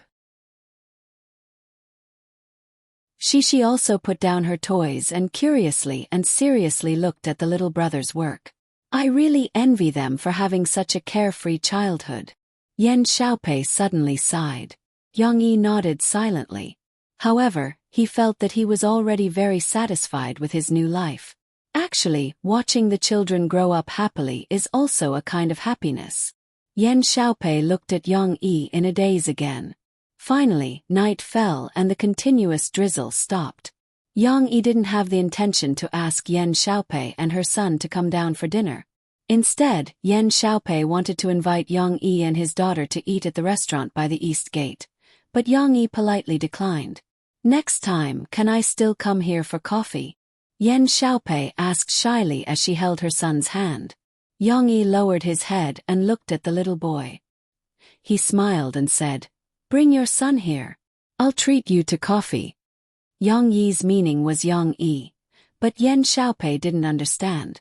She was very satisfied with this answer and left with a smile on her face. Phew! Yang Yi watched her leave and let out a big sigh of relief. Turning around, he quickly closed the door, picked up the mop, and worked hard to wipe the floor that was previously dirty. It was really not easy for an obsessive-compulsive patient to endure for so long. Shishi also ran over to help her father, but her little shoes left one footprint after another on the floor that had just been wiped. Yang Yi had to lift her up and hang her on his back. "Hold it well if you fall. Your butt will become 8 petals," Yang Yi threatened. He, I don't believe it." Shishi hugged her father's neck. Her hair swayed, covering her elf-like ears. "Papa." I don't like that auntie just now." "Why?" "I just don't like her." "Okay, then what about Brother Kai?" "Brother Kai is very powerful. He made a big car." "Then who is more powerful, Dad or him?" "Papa is more powerful." He.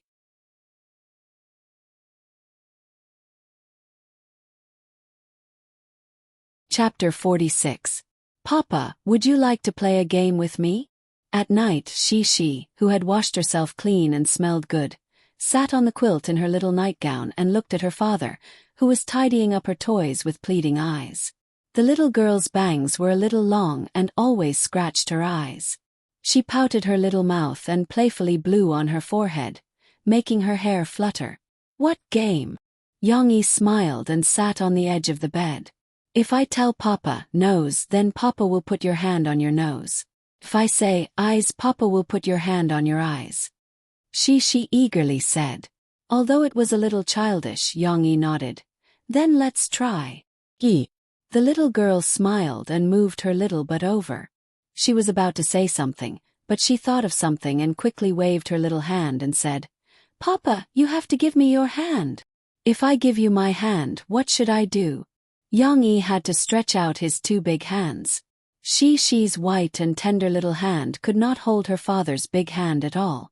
At most, she could only hold 1 or 2 fingers. She had to struggle to pull her father's fingers, left hand at the bottom and right hand at the top. "Later, Papa can only move this hand when I say start." She pointed to her father's right hand. She was afraid that her father would not understand, so she explained. "If she doesn't say start, Papa can't put his hand on your face. It's not fair." Yes, Yang Yi agreed. At this moment, Cici finally felt at ease and removed her little hand from her father's right hand. However, the little fellow couldn't hold her father's hand for that long. It was heavy, so she had no choice but to let it hang down and rest it on her lap through the soft cotton nightgown. "Well, it's about to start." Shishi's eyes were shining, and with a curved smile, she pretended to be careless and suddenly said, "Start ears." The little girl's clear voice broke the tense atmosphere during the preparation. Yang Yi's reaction was very fast. He immediately raised his right hand and pointed at his ear. "Woo, why are you so fast?" The little guy shook his little butt and asked his father to put his hand down. Again. However, for the next few times, no matter how she played, her father always pointed at the correct position. And none of them are fun. She was a little unhappy. She pouted and said, She is playing with Mom. How could she make a mistake? Yang-yi also vaguely felt that he was always winning, and the game was no longer interesting. You have to hurry up. Daddy won't be able to catch up with you if you hurry up. Yang-yi comforted the little girl. Cece's interest was piqued once again as she said crisply, Begin, mouth. Yang-yi reacted quickly this time. He immediately raised his hand and pointed at his nose. He pretended to be flustered, pressed his finger on his nose, and slowly moved it down to his mouth. The awkwardness on his face was so well acted as if it was real. However, she took it seriously. She excitedly jumped up on the bed and threw herself into her father's arms. I'm wrong. Papa, don't move. I saw it. The little girl's soft body fell over.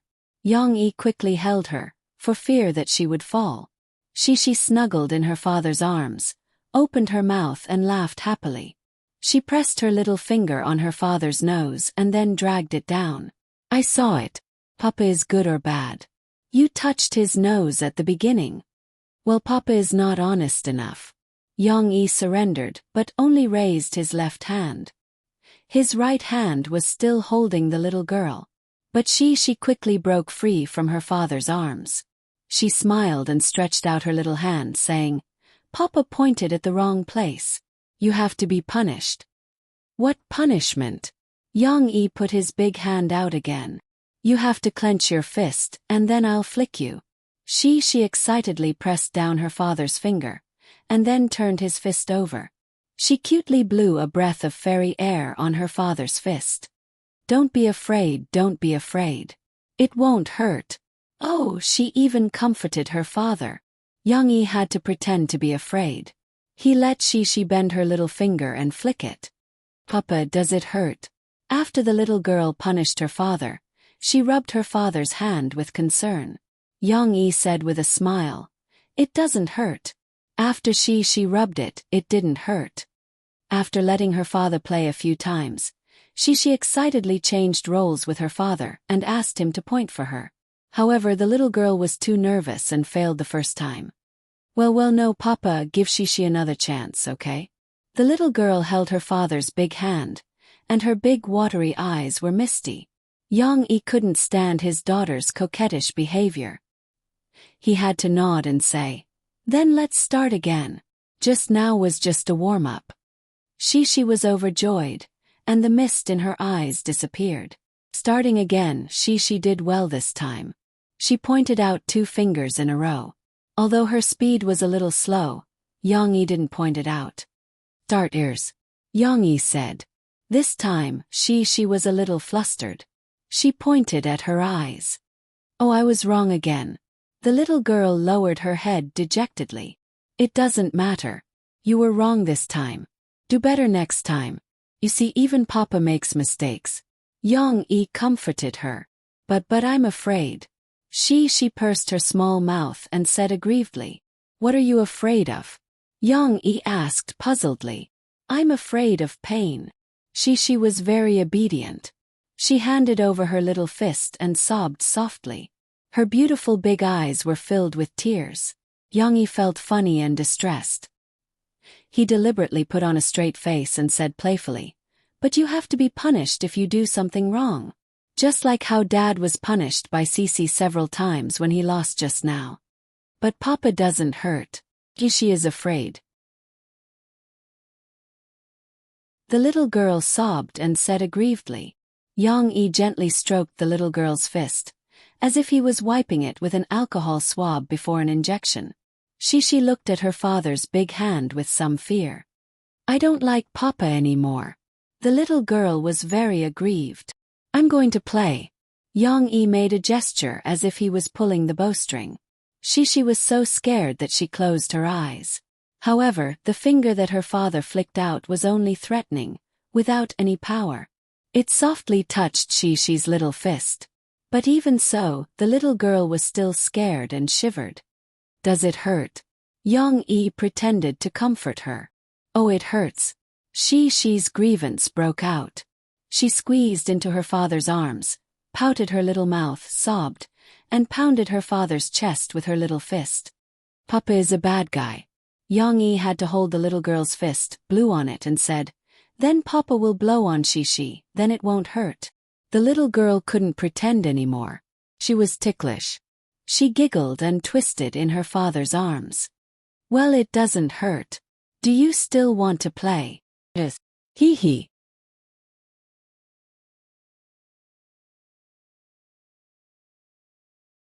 Chapter 47. She didn't feel sleepy at all due to her hearty laughter. Young E played with his daughter for a long time until the little girl was so sleepy that she dozed off. In the end, she didn't even listen to the story and fell asleep in her father's arms. After settling the little girl down, Young E went to the study and started his work. Alright, today the author's draft box was going to be used up. Young E looked at the nearly 200,000 words he had transported over the past few days and decided to upload them all to the draft box in one go. However, Young E had just logged into the author's platform on the web. Beep beep beep. The station's letters jumped wildly. What is this? Young E was puzzled and opened it to take a look. The stock of 100 letters in the station was almost full. Except for some system recommendation notifications, they were all private messages from an editor named Chong Zi. "Hello author, I am your editor Chong Zi. Are you there? I am your editor Chong Zi. Please add my SNS. 27960XXXXX. It's convenient to contact. SNS is this world's chat software. However, compared to QQ, it is more like MSN. Moreover, it is a very old version of MSN. Young E, did you see my private messages? Please reply. No way, brother. You haven't come online for 2 days. The flowers have withered. Brother, please add me to SNS. I have urgent matters to discuss with you. There were several pages of private messages. Young E could feel Chong Zi's resentment through the screen. He didn't quite understand. What's the urgent matter? Why are you in such a hurry to find me?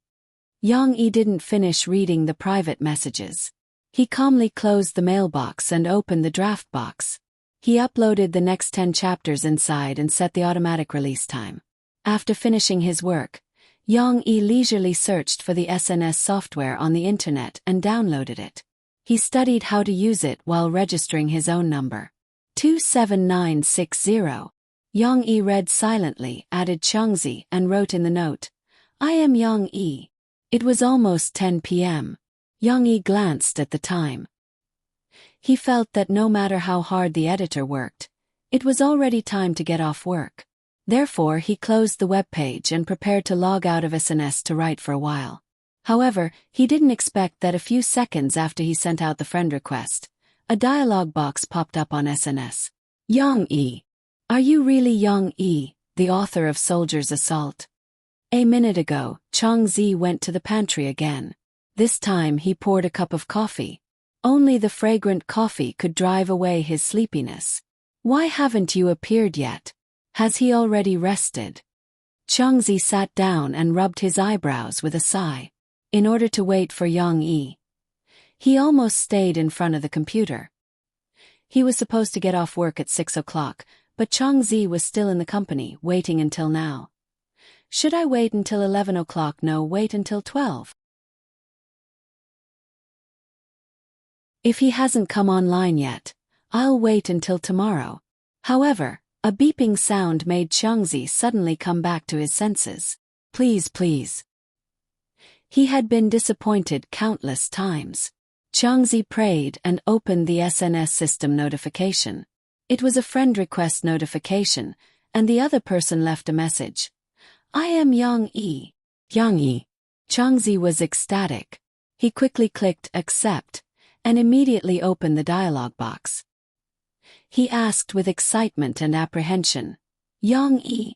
Are you really Young E, the author of Soldier's Assault? After a while, Changzi felt that the days were like years. Finally, a word popped up in the dialog box. Yes. Okay, it's good that it's confirmed. Changzi happily typed and asked, "Is Yang Yi your real name? Or is it just a pen name?" The Copyright Association in this world was very strong. Other than some necessary evidence, it could completely protect the private information of the copyright owner. Even the staff of the Chiwa Literature website could not access the real name and other private information filled in when the author registered. Real name. The other person's answer was still very concise. Your book has shown great strength and has received the attention of our editorial department. Therefore, as your editor, I have been entrusted with discussing some matters with you. Changzi quickly typed. V. The dialog box flashed with the other person's response. Changzi was a little hurt. He felt that he was already very homebody and was not good at chatting with others. He did not expect that there would be someone who cherished words more than him. Changzi looked at the two-word reply and really wanted to vomit blood. It's like this. Isn't your book currently in a state of hot sales? We hope that you can slow down the speed of your updates and match our publicity. There's no need to update tens of thousands of words every day. There are many authors on the website who can update 4,000 words a day. The readers are moved to death.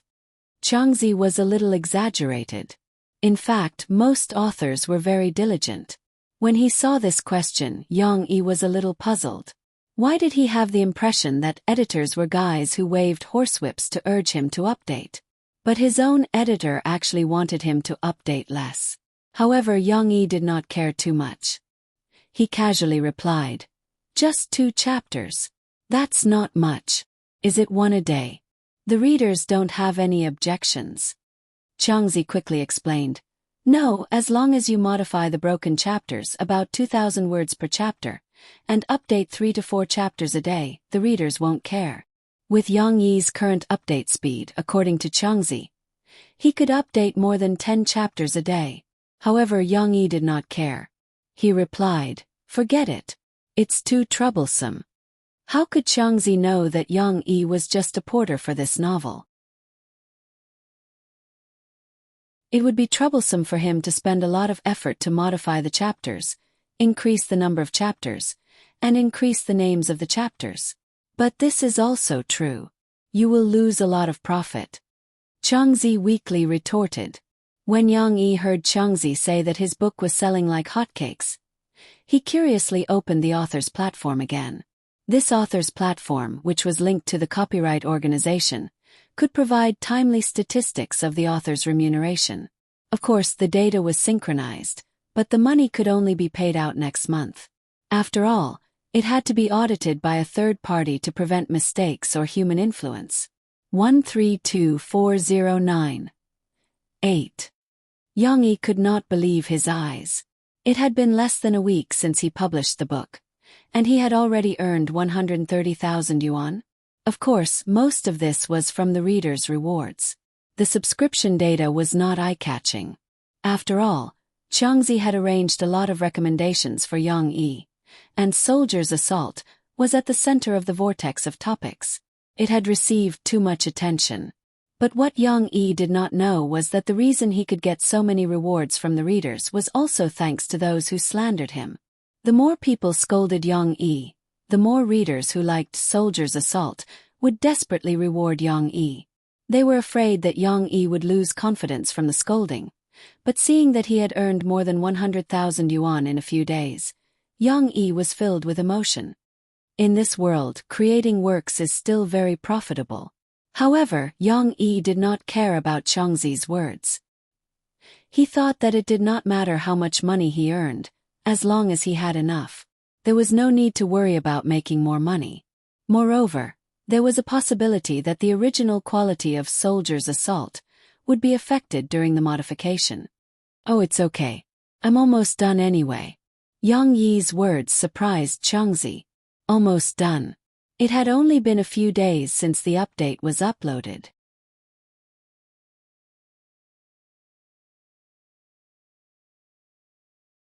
Chapter 48. You're almost done. When are you going to finish? You're done writing. SNS jumped wildly with a series of question marks. Changzi's excited look could be seen through the screen. Yang Yi thought about the development of the plot, then tapped on the keyboard. Next week should be enough. Changzi felt his heart twitching. It's finished next week. What the hell? That's too fast.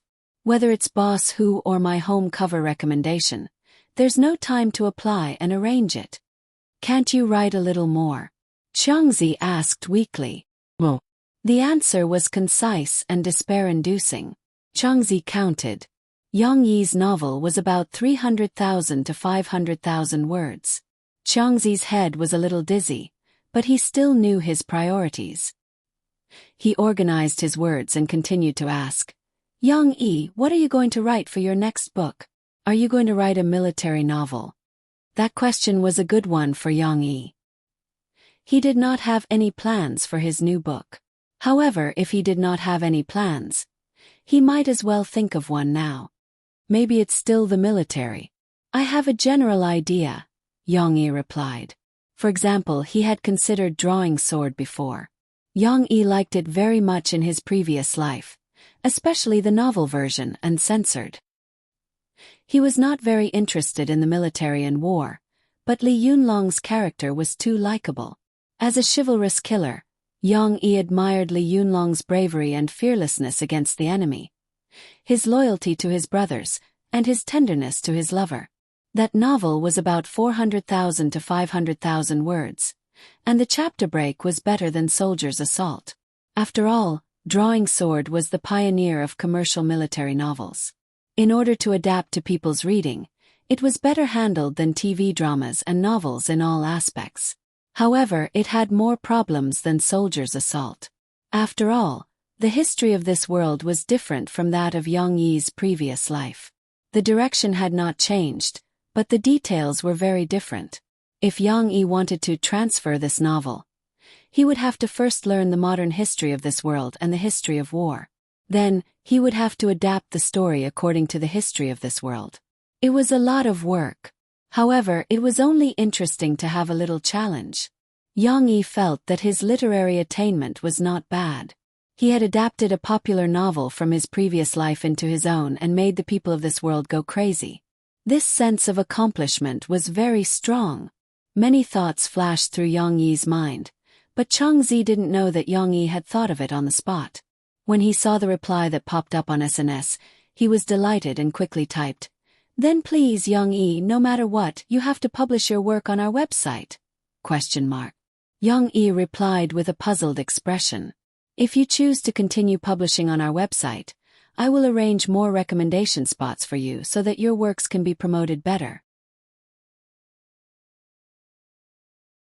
Although the company doesn't have its own channels for physical publishing, it will still help you contact them. This can also increase your income. However, if Changzi didn't mention this, Yang Yi would definitely continue to publish his new works on Chiyue Chinese Network after finishing the novel. He didn't have that much time to deal with the problem of changing owners. However, Yang Yi wasn't a fool. The reason he gave in to Chen Yijie before was because he owed Old Man Who a favor. However, at other times, Yang Yi wasn't a selfless person. He wouldn't easily give up on his own interests. Otherwise, why would he collect commission when he dealt with those corrupt officials in the past and enforce justice on behalf of the heavens? When Changzi was anxiously waiting for him to confirm, Yang Yi realized that he wasn't dispensable. Perhaps he was still a hot steamed bun. What was the situation? Yang Yi quickly found the answer. In fact, it was in his own book review section. It was already so late, but there were still people who wanted Yang Yi to go to the Iron-Blooded network. Coincidentally, many editors had gotten off work, so the rate of deleting posts slowed down at the same time. Yang Yi also glanced at the posts that were scolding him. There were people scolding his literary talent, scolding the story for being nonsense, scolding the protagonist for being a good-for-nothing, and even scolding the author for being S13. Why were there so many trolls in the online literature world? And they were blind enough to find Yang Yi. Yang Yi's eyes turned cold. However, he only remembered this matter in his heart. He would slowly settle it in the future. There would be a day when they would be comfortable. That's it. Are there any better conditions? Yang Yi's reply came after a long time. Changzi was dumbfounded. For a moment, he didn't know how to reply. However, Yang Yi's second sentence came over, making him jump in shock. It seems that someone wants me to go to the Iron-Blooded Network. How about the Iron-Blooded Network?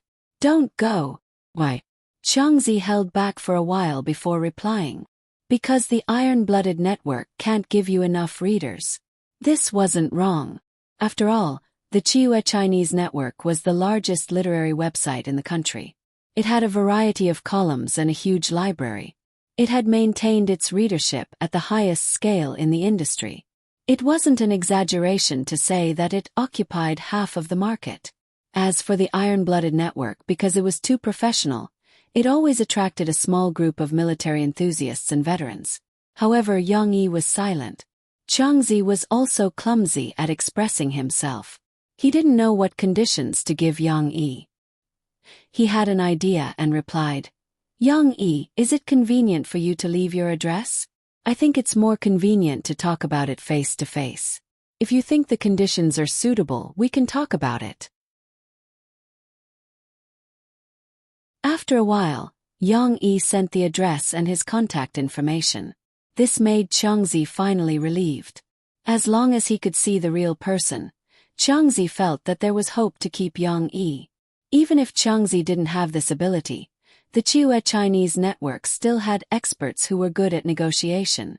However, the relationship with the author still had to be maintained. Changzi took a big sip of the cold coffee and pulled himself together. He was ready to deepen his relationship with Yang Yi. Yang Yi, I have a question that I'm very curious about. At the beginning, Su Sanduo fell under the bridge. Later, did he die? However, it was as if his words had sunk into the sea again. Just like his previous private message, there was no reply. Yang Yi, are you still there? Hello. Where did Yang Yi go? A few minutes ago, Yang Yi had just sent his address. Coincidentally, his phone rang. Yang Yi thought that it was the editor who saw his number and called. He picked up the phone without looking and answered, Hello. His tone was very casual, so casual that it was a little indifferent. Hello, surnamed Yang, what are you doing? Murphy asked coldly. This Scorpio iceberg sister seemed to have fallen into a terrible mode of suspicion. Why is he so indifferent when answering my call? He didn't have such a tone yesterday. I called him to show concern for his daughter, and he still gave me that look. This fire spread all of a sudden. Yang Yi was a little confused by Murphy's angry tone. What's going on? Did she eat some gunpowder? However, Yang Yi had improved compared to before. After reading some books about parenting, he learned a very precious skill.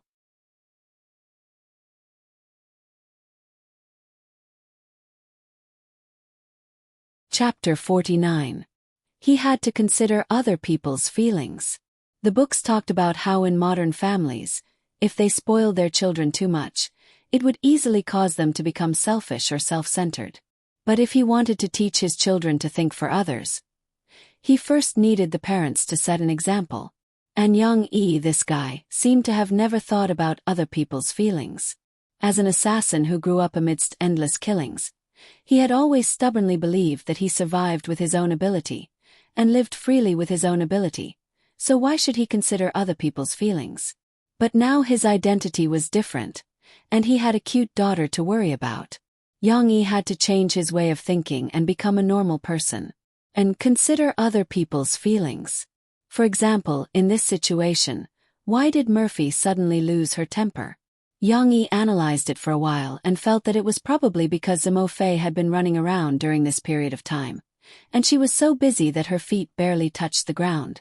That was why she became anxious and irritable. SNS sent out notifications again. Yang Yi, of course, had no intention of paying attention to it. He directly closed SNS, along with his computer, and turned it off.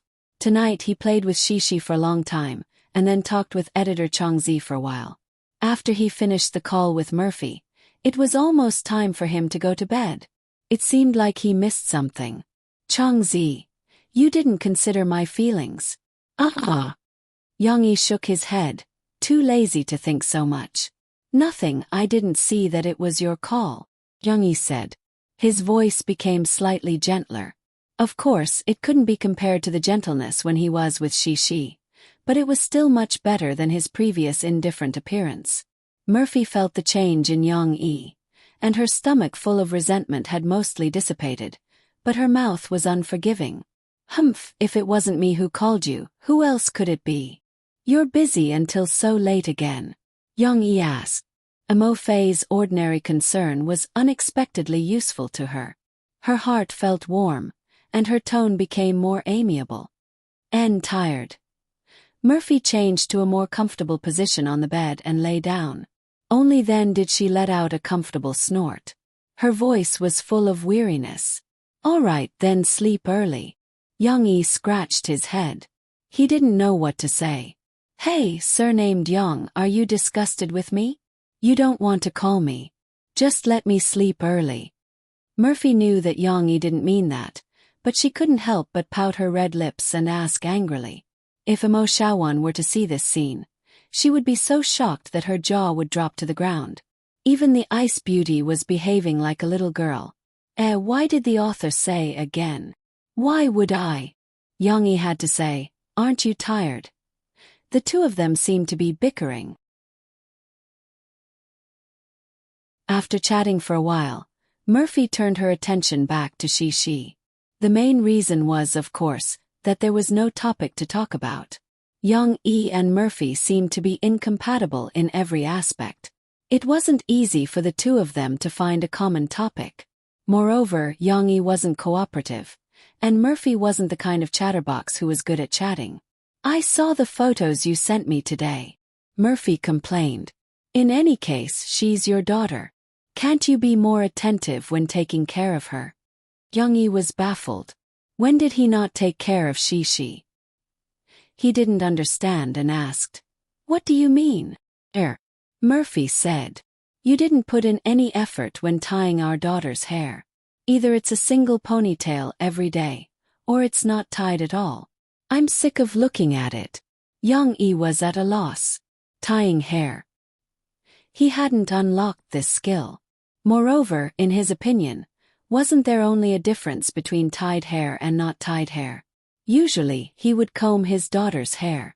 Unless she complained that it was hot, he would take the little girl's hairband and tie her hair. Fortunately, she didn't complain. Wait a minute, did she really not complain? Young-yi's mind flashed a scene from the day before yesterday. Young-yi tied up Shi's hair in front of the mirror, and then the little girl muttered, "It doesn't look good." However, Young-yi didn't pay attention to it at that time. Is there any other way to tie hair? Young-yi asked shamelessly. Course there is. Murphy seemed to be facing a straight man with cancer and said discontentedly, a girl's hairstyle has a variety of different styles.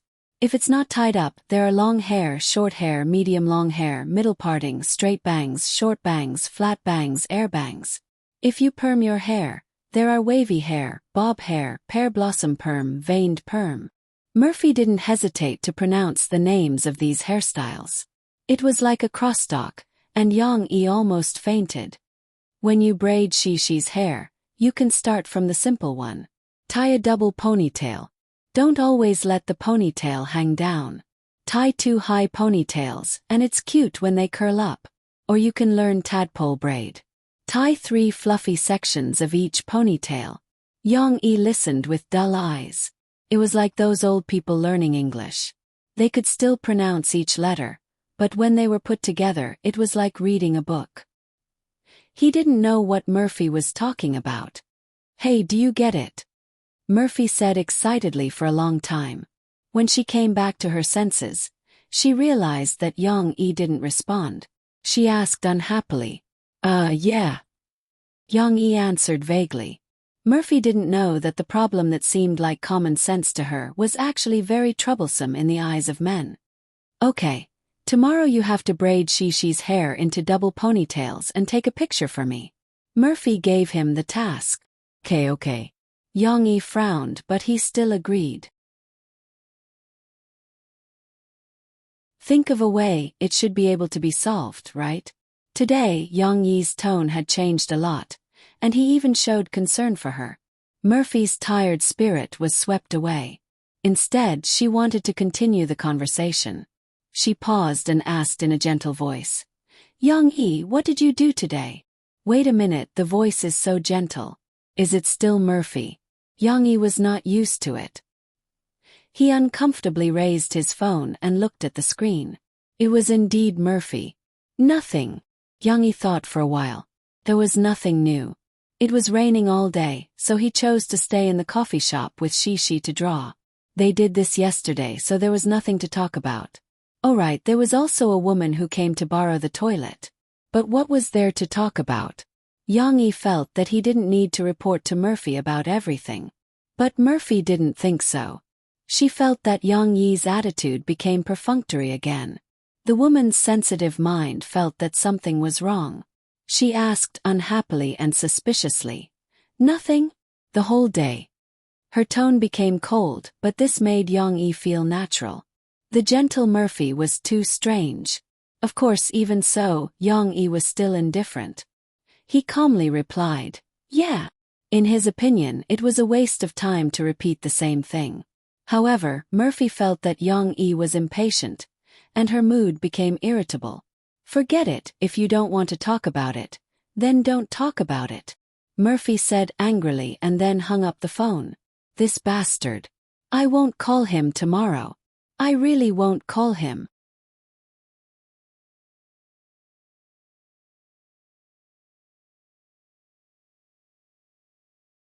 Chapter 50. The continuous drizzle for several days finally stopped. There were a few white clouds floating in the sky. The sky was blue and clean. The warm sun also made the damp and cold air of last night just right. However, Yang Yi didn't intend to take Shishi out to play today, because there were a few customers in the coffee shop. Today, a few students from Jiangqing Media University went to the canal for a walk and accidentally found Yang Yi's coffee shop. Out of curiosity, they clustered around and bought a few cups of coffee. Of course, the customers were two handsome and rich boys. It seemed that the two girls weren't in a relationship with them. Or rather, they weren't lovers yet.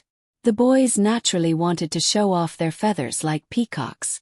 Well, even if it was takeout, it also added some popularity to Yang Yi's shop. However, this wasn't the reason why Yang Yi didn't take Shishi out to play. He was having a headache about how to tie Shishi's hair. Moreover, he had to tie a double ponytail tadpole braid according to Murphy's request. Is this okay?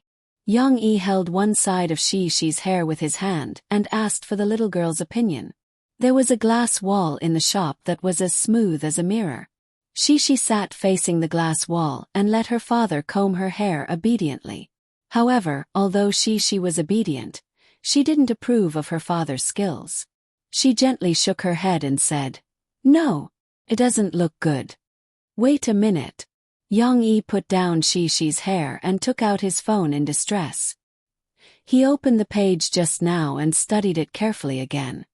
The first step is to split the hair into two sides and tie up one side. There were tutorials on the internet. However, it looked simple but was difficult to do. How to split the hair into two sides.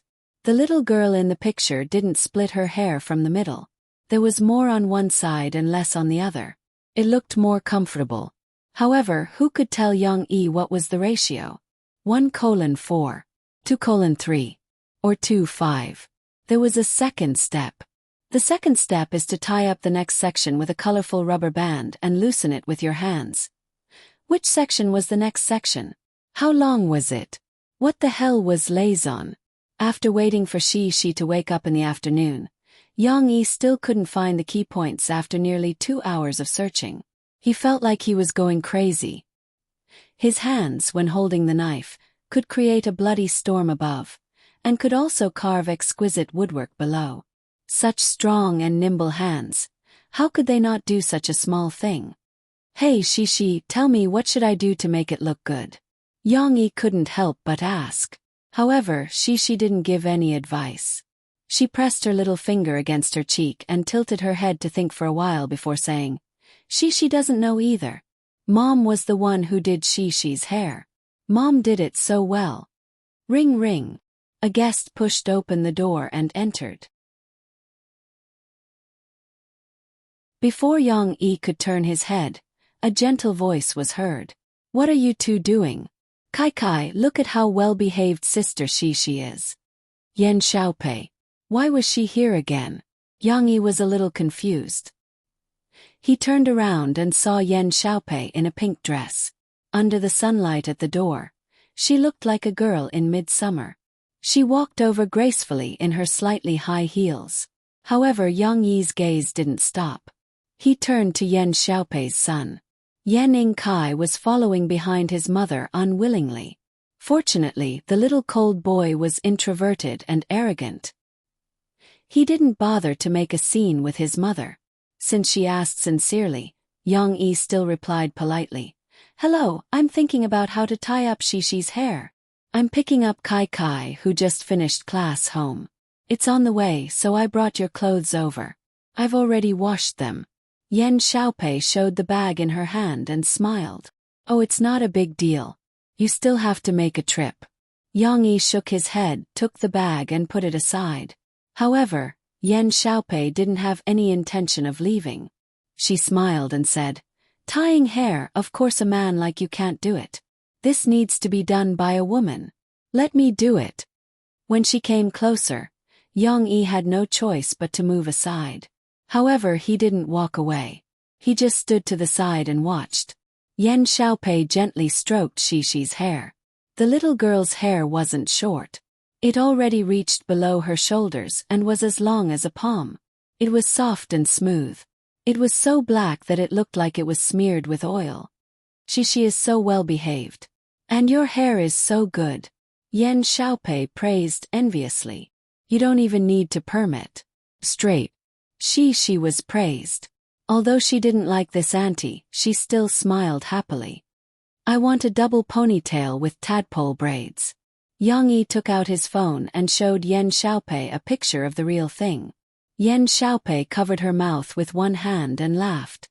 You're still looking at the guide. How can you learn this? Alright, you're a man. It's normal that you don't know. This matter of braiding hair.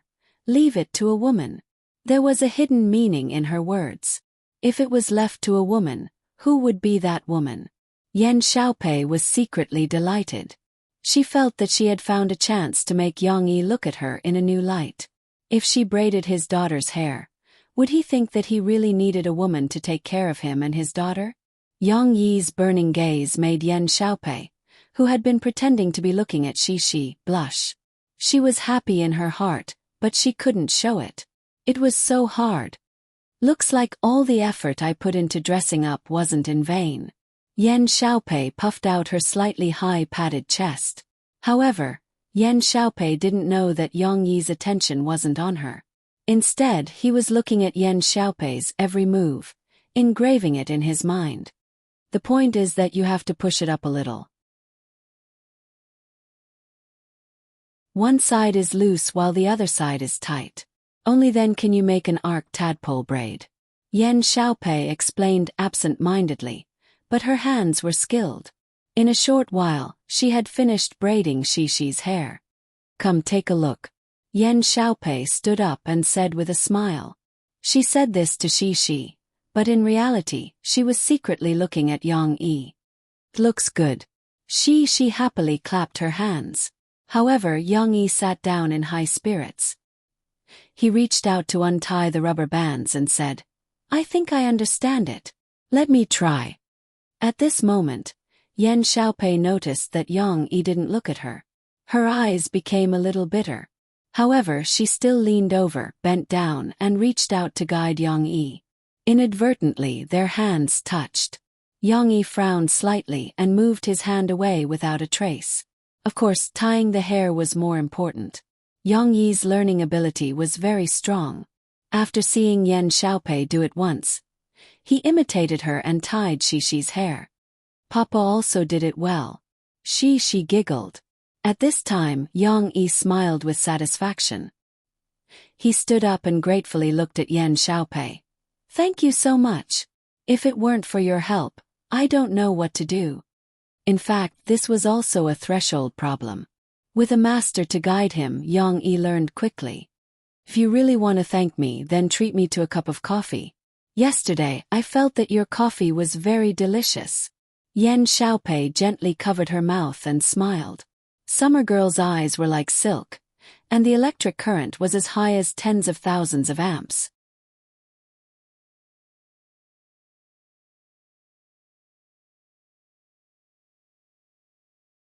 Chapter 51.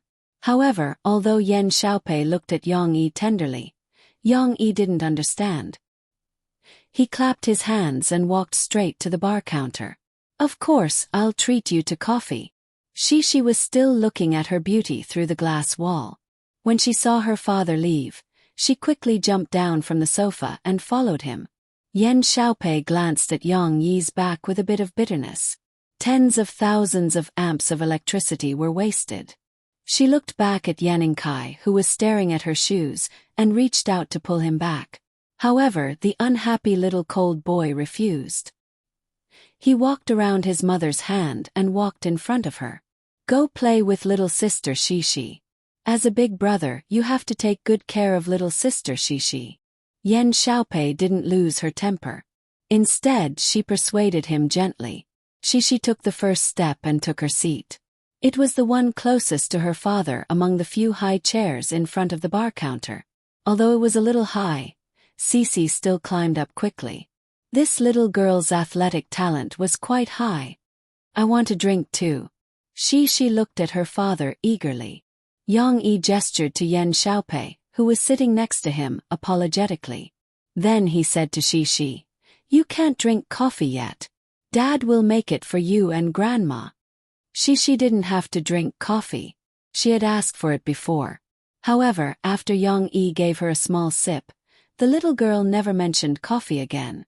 It was because Yang Yi was too evil. He gave Cece the most bitter and astringent espresso. Yang Yi himself felt that this coffee tasted authentic, but those who didn't know how to drink coffee would feel that it was even more bitter than drinking Chinese medicine. Poor little Shishi. "Okay then." Shishi twisted her little butt and found the most comfortable position. She leaned against the back of the chair and said, "But Shishi wants to drink from a cup." In the past, she had always used a milk bottle, but Shishi felt that she had grown up. "Yes, I have to be like this auntie and drink from a cup." Good. Yang Yi was very obedient to his daughter. "By the way, Xiao Kai, do you want some milk too?" Yang Yi asked without looking up as he poured the milk. Yan Yingkai pouted and stood at the back. He lowered his head and kicked his mother's chair. Although it wasn't very intense, he was still emotional. "Hurry up and thank Uncle Yang Yi." Yan Xiaopei pulled him to the front, but Yan Yingkai turned his head away stubbornly. Yang Yi moved quickly and brought over 2 cups of steaming hot milk. There was a small silver spoon on top of each cup. "It's a little hot." "Shishi, Xiao Kai, don't be in such a hurry to drink it." Yang Yi smiled gently. With Yan Xiaopei taking care of them, Yang Yi went back to making coffee with ease. "Today let's try Yerga espresso. This may be more suitable for women." Yang Yi smiled and brought the cup in front of Yan Xiaopei. This coffee bean is not easy to buy. The ones that can be bought in the market are not very authentic. Fortunately, I still found a good supplier. Before drinking the coffee, Yan Xiaopei smelled a mellow fragrance, which felt a little like the fragrance of the jasmine flowers in her shop. Yang Yi hesitated for a moment, but still took the sugar jar and said, "It's best to drink this coffee without sugar. If you add sugar, it will affect your taste buds. But you don't drink coffee often, so you may not be able to accept the bitterness. It's better to mix it according to your taste." "Thank you." Yan Xiaopei smiled and said, "This Yerga espresso you mentioned, why haven't I heard of it? What's its background?" "It's a big deal." Talking about the topic that interested him, Yang Yi became a little excited.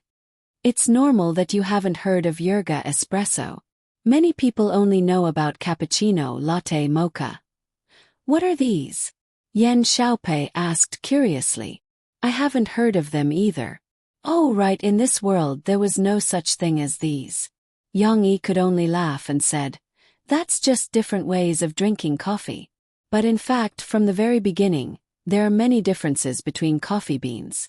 Only those who have studied coffee will pay attention to the types of coffee beans. The Yerga espresso I'm talking about is a kind of coffee bean. It's produced in a large country in northeastern Africa, in a small town at an altitude of 1,800 to 2,000 meters. Yang Yi said, there's coffee in Africa. Yan Xiaopei was surprised. I thought coffee was produced in South America. Yang Yi was a little speechless. He said, are you talking about North America? Cuba is a country in North America or Central America. Some of the countries in this world were translated differently from the previous world. Yan Xiaopei shyly stuck out her tongue, looking very playful. In fact, the origin of coffee is very early. It was first discovered in Africa, in a region called Kaffa. That's why the name coffee evolved. Yang Yi explained, coffee is grown all over the world, mainly in Africa, Indonesia, and Central and South America. But of course, Cuba is more famous. If Yang Yi were to talk about this topic, he could talk non-stop for an entire day. However, Yan Xiaopei seemed to be a little absent-minded. She actually didn't have much interest in coffee beans. Instead, her attention was on Yang Yi's robust face and muscular arms. Drink it while it's hot. Yang Yi noticed this and lost his interest. He pointed at the coffee that was no longer emitting steam and said, don't worry. Yan Xiaopei poured a lot of sugar. She really didn't like the bitter taste of coffee. She elegantly took a sip, and her eyes suddenly lit up. How is it? Not bad, right? Yang Yi chuckled. It's delicious. Yan Xiaopei sincerely praised. In the taste there's a kind of, how should I put it, the feeling of fruit wine. Yes, the coffee here has a very unique citrus and lemon fruit aroma. Yang Yi said. Of course, I only roasted it in a medium degree to maintain its soft sour taste. If I roast it in a deeper degree, the fragrance will be stronger. But isn't it that unique sour taste? As they slowly chatted, Yan Xiaopei drank the second cup. But she really didn't have any interest in the origin of coffee. Gradually she changed the topic. Yang Yi, why did you suddenly think of tying Shishi's hair today?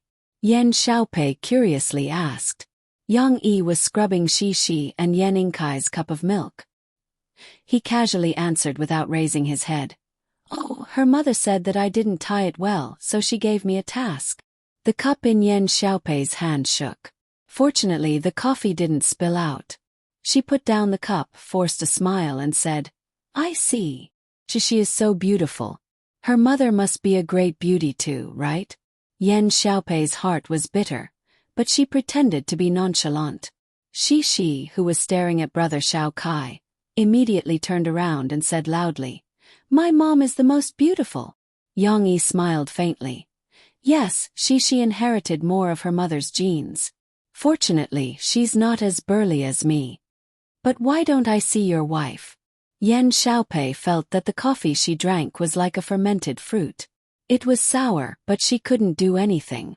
She could only force herself to be alert. My mom is on a business trip. She answered on behalf of her father. The last bubble burst. I see. If there's a chance, I'd like to get to know her. Yan Xiaopei drank the coffee in her cup.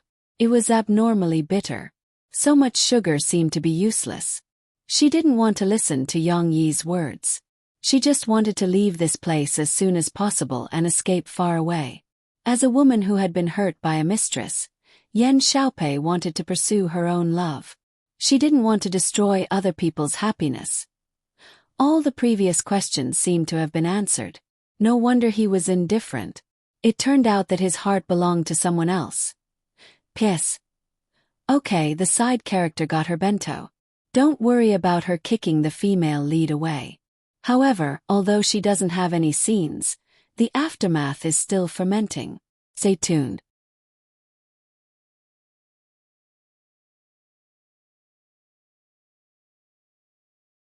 Chapter 52. In the evening, Yan Xiaopei found an excuse and left with her son. She didn't seem to come back. While Yang Yi felt that it was a pity that she had lost a little friend, he was also relieved. How could Yang Yi not see the signals that Yan Xiaopei sent to him? But it was useless. Yang Yi wasn't interested in Yan Xiaopei's explicit behavior. Or rather, he didn't like Yan Xiaopei's personality.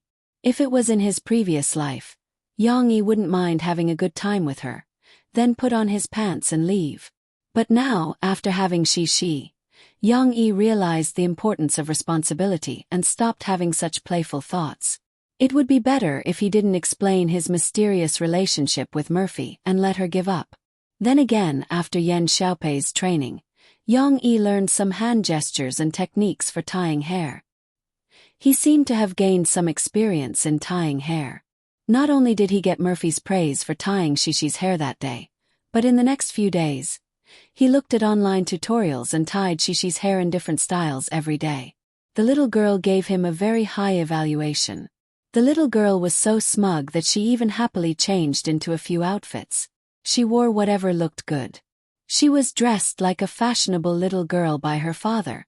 Today Yang Yi didn't open for business. He planned to take Shishi out to play. In the end, Yang Yi tied Shishi's hair in a bohemian style. This took nearly an hour. Then, Shishi picked out her clothes and changed out of them.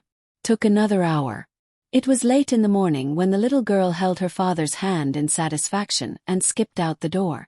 However, these 2 hours were not in vain. Sisi, who had dressed up meticulously, was really beautiful. Her father had braided her hair into a thin and delicate headband, just past her forehead, and in front of her left ear. He had braided another band that hung down. Bohemian braided hair matched with a simple flaxen dress. A shy but natural and unrestrained little beauty appeared in front of everyone. If one had to use a word to describe it, it would be captivating fish and wild geese. Yang Yi, your little girl is amazing. Uncle Lu, who also owned a bicycle repair shop at the North Gate, chuckled as he praised Li Du.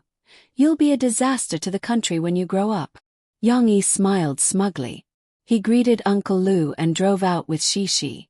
Yang Yi decided not to go to the amusement park today. He had already gone there 3 times in less than a month. Yang Yi felt that it was time for something else. He planned to take Shishi to a place called Luoxia Village in Tingshan District. He had heard about it in the market before. This village didn't have any historical sites, nor did it have any cultural attractions. However, with the planning and cultivation of these few years, the entire Sunset Village was now a sea of flowers. Tender yellow rape flowers, light purple dragon sprouts, pink Persian chrysanthemums. It was said that this place had become a popular scenic spot for people in the city to visit on weekends. Yang Yi naturally wanted to take his daughter to such a fun place. Tyrannical Wolf's burly figure was very conspicuous on the road of Jiang City Media University.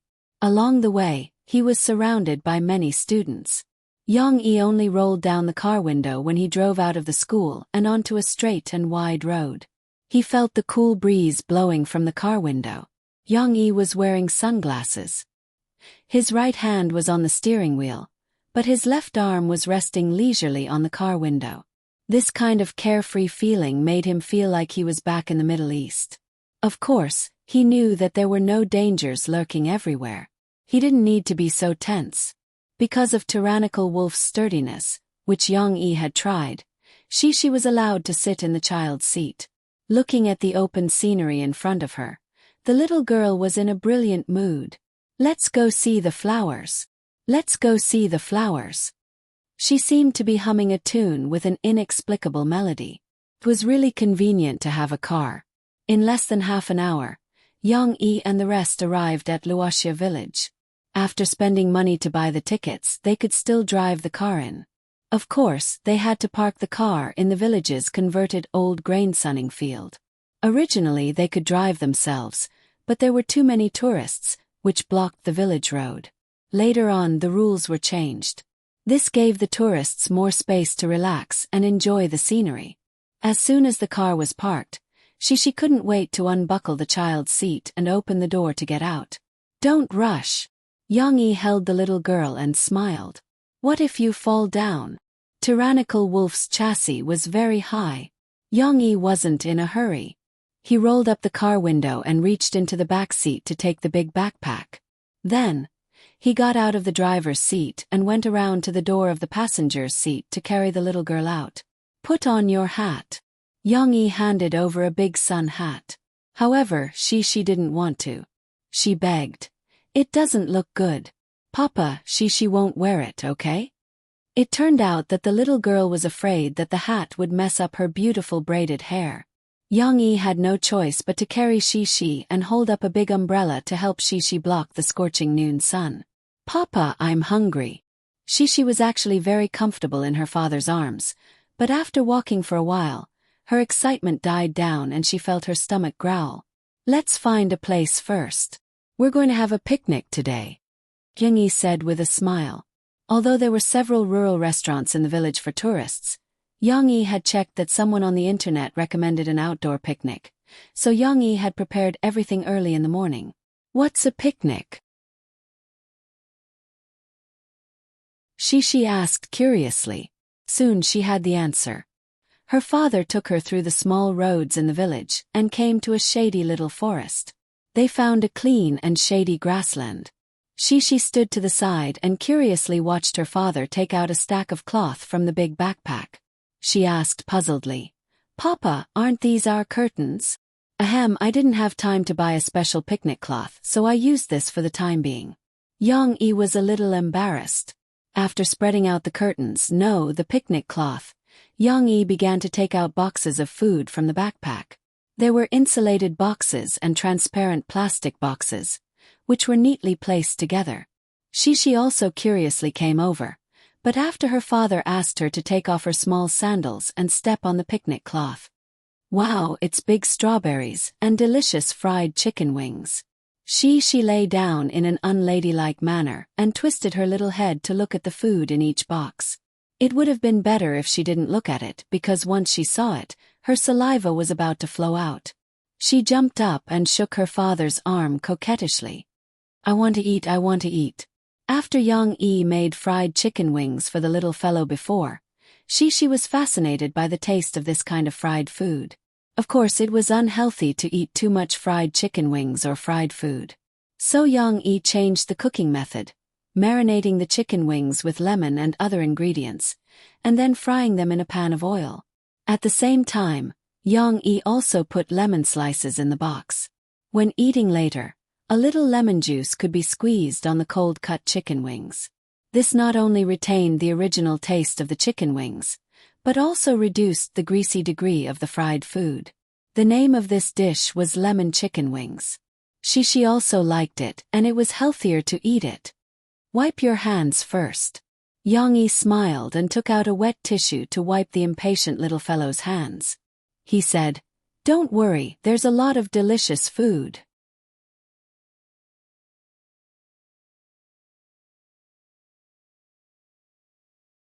Chapter 53. The lush foliage of the big trees blocked the scorching midday sun. There were a few mottled grains that mischievously bypassed the trees, which added some brilliance to the grove. He didn't know if it was intentional or not, but the grass in this small forest was cut very neatly, and there were no stones that hurt his feet. Instead, there were a few small flowers that bloomed beautifully, making people wonder if it was a careless farmer who had scattered the flower seeds.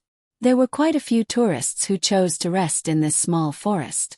The few stone chairs and tables had been firmly occupied. A few people who did not care would choose to sit on the moist grass, but most of them were still reserved. They were still worried that their clothes would be stained with grass and mud. They looked enviously at the father and daughter who were the only ones with picnic equipment. They could only sigh and turn away. Come and drink some milk. Yang-yi unscrewed the lid of the thermos flask, poured a cup of warm milk from the lid, and handed it to Shi. It's a little hot. Drink it slowly. Shi had already eaten 2 pieces of Ninglu chicken wings. The little girl didn't pay much attention to eating, and there was a little oil on her face. However, she was very careful and threw the chicken wing bones into the garbage bag opened by her father, for fear that they would touch her little dress and make it look bad. Young-yi smiled and sat aside. After watching she drink a mouthful of milk, he turned his attention to some of the snacks that her father had made. Although Young-yi had prepared a lot of delicious food, most of it was prepared for Shi. He ate more simply, a large beef and tomato sandwich, and a few pieces of Ninglu chicken wings left by Shi. Then, he slowly drank the fine black tea that he had brewed and watched the little girl's performance. It was not suitable to bring stir-fried vegetables for a picnic, and Shi was not used to the taste of vegetable salad. Therefore, Young-yi prepared a lot of fruits for her, such as red and tender strawberries, small and exquisite cherry tomatoes, and peeled and cut apple. But after all, Shi was a little girl less than 4 years old. She was full in a short while. She happily squeezed into her father's arms and found a support. Then she smiled sweetly and said, "I'm so satisfied." Young-yi reached out and scratched the little girl's nose. He smiled and said, "Your stomach is bulging. You're going to become a little fat girl." No, Shi doesn't want to become a little fat girl. Cici wriggled her body and sat up unwillingly. She touched her little belly a little worriedly and looked at her father in a panic. "But it's really bulging. What should I do?" Young-yi stopped teasing her. He smiled and rubbed Shishi's little head and said, "Well, our Shishi is gifted. She won't get fat no matter how much she eats. What are you afraid of? My hair is messed up." Shishi grabbed her father's hand and said unhappily, "It's okay. You sleep for a while. When you get up in the afternoon to see the flowers, Dad will tie your hair again." Young-yi held the little girl in his arms and said softly. Now the sun was blazing outside. Young-yi wanted to let Shishi take a nap. When it was 3 or 4 o'clock, he would take the little girl out to see the flowers. "Then, I want to do what I did in the morning." Shishi looked up at her father with her big bright eyes that were like black gems. "Well, no problem." In the small forest, although there were still some tourists who came to enjoy the shade talking, everyone consciously lowered their voices. With the breeze blowing and the leaves swaying, Shishi snuggled in her father's arms and soon fell asleep.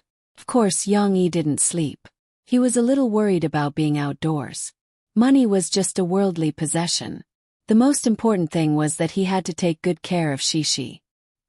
He couldn't let anything happen to her. After some time, he suddenly became vigilant. He frowned and turned his head to look at a hesitant girl behind him. Fortunately, she wasn't a thief. The girl was a little thin and tanned. She was wearing the school uniform of Jiang City Media University. It was clean and tidy, and there was a red ribbon hanging diagonally on her body with the words "Volunteer of Jiang City Environmental Protection Association" written on it. Young-yi's sharp gaze swept over her, giving her a fright. The girl was like a little rabbit, shy and flustered, ready to run away. After seeing her school uniform, Young-yi's eyes softened. He wondered, "Am I so scary? Is there anything I can help you with?" Young-yi lowered his voice and took the initiative to ask. The timid girl plucked up her courage and walked over. She glanced at Shishi, who was sleeping soundly, and said softly, "Please clean up this later. If there's any trash, please take it away." She gestured with her hand to the boxes, jars, and other miscellaneous items that Young-yi had placed on the tablecloth.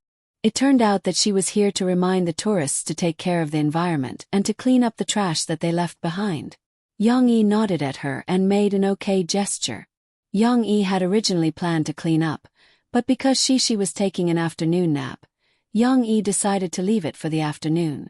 He didn't expect to be targeted by the environmental protection volunteer. Of course, the thin and shy girl wasn't just taking care of him. After seeing her leave, Young-yi walked towards the other tourists. Along the way, she bent down and picked up the water bottles and tissues that others had dropped. Then she threw them into her own trash bag. In the afternoon, she had slept enough. When she woke up, she wasn't angry. Young-yi poured some water on her small towel and wiped her face clean. Then, he helped her tidy up her messy hair and tied it up again. Let's go quickly. The little girl excitedly lifted her skirt and couldn't wait to jump up and down. Wait for Dad to clean up. Young-yi repacked the food boxes and put them back into his backpack. He cleaned up the trash into the trash bag and folded the tablecloth in an orderly manner. When they reached the field behind the village, Young-yi couldn't help but exclaim, "Wow, this is good!" The field of flowers seemed to have connected into a boundless sea of flowers. Of course, there was still a boundary. It was a boundary made up of different colors. The dazzling yellow rape flowers were separated by red hibiscus, and at the end of the red, there were purple dragon sprouts and pink Persian chrysanthemums. This sea was colorful, as if it was an oil painting with rich colors. "It's so beautiful." Cece also couldn't take it all in, and her big eyes revealed a blurred expression. She, come, Dad will take a picture of you." Young-yi took out the SLR camera that he had just received yesterday and directed Shishi to take a concave pose. Previously, Murphy always said that the photos he sent were blurry. "Humph, it's time to show my real skills." Although Young-yi didn't learn photography professionally, he was someone who often used cameras. In his previous life, he used cameras to secretly take photos and formulate action plans. Zoom, focus, click. It seems like something is missing. Seems like the ISO, aperture, shutter speed, and a series of other parameters are not adjusted. It doesn't matter. I'll turn it on auto mode and slowly learn in the future. I want to see it too. As soon as they finished shooting, Cece couldn't wait to come over and see the results. Ahem, the photo just now was blurry. Dad deleted it. Let's take another one.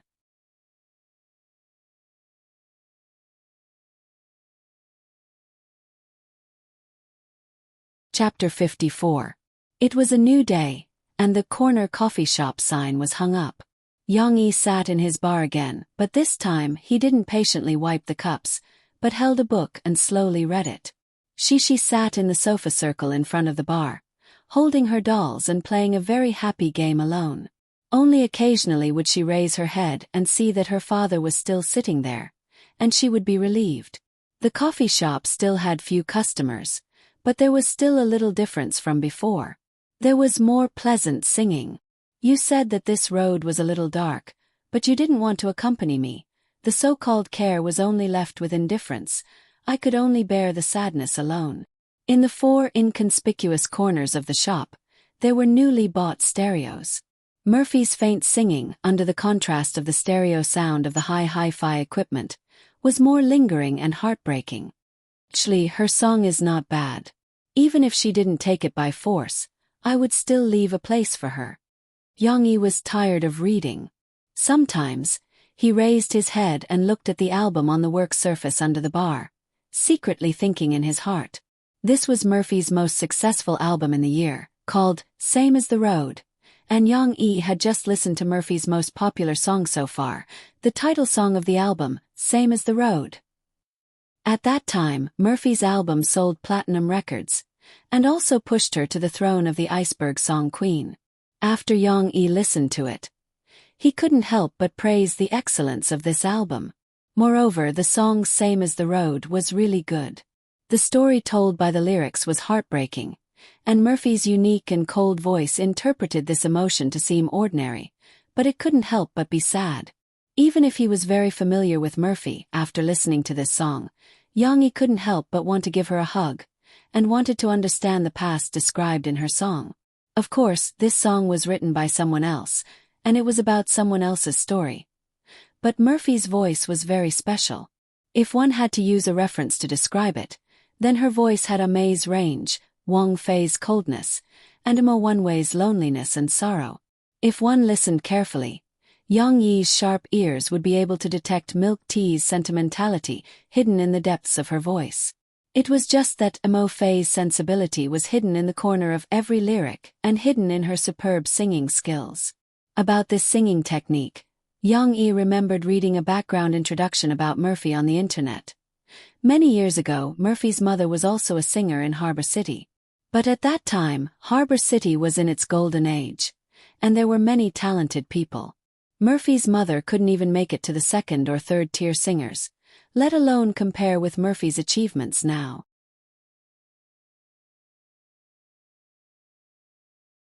However, Murphy had been taught by her since she was a child, so she had a good voice and was familiar with all kinds of singing techniques.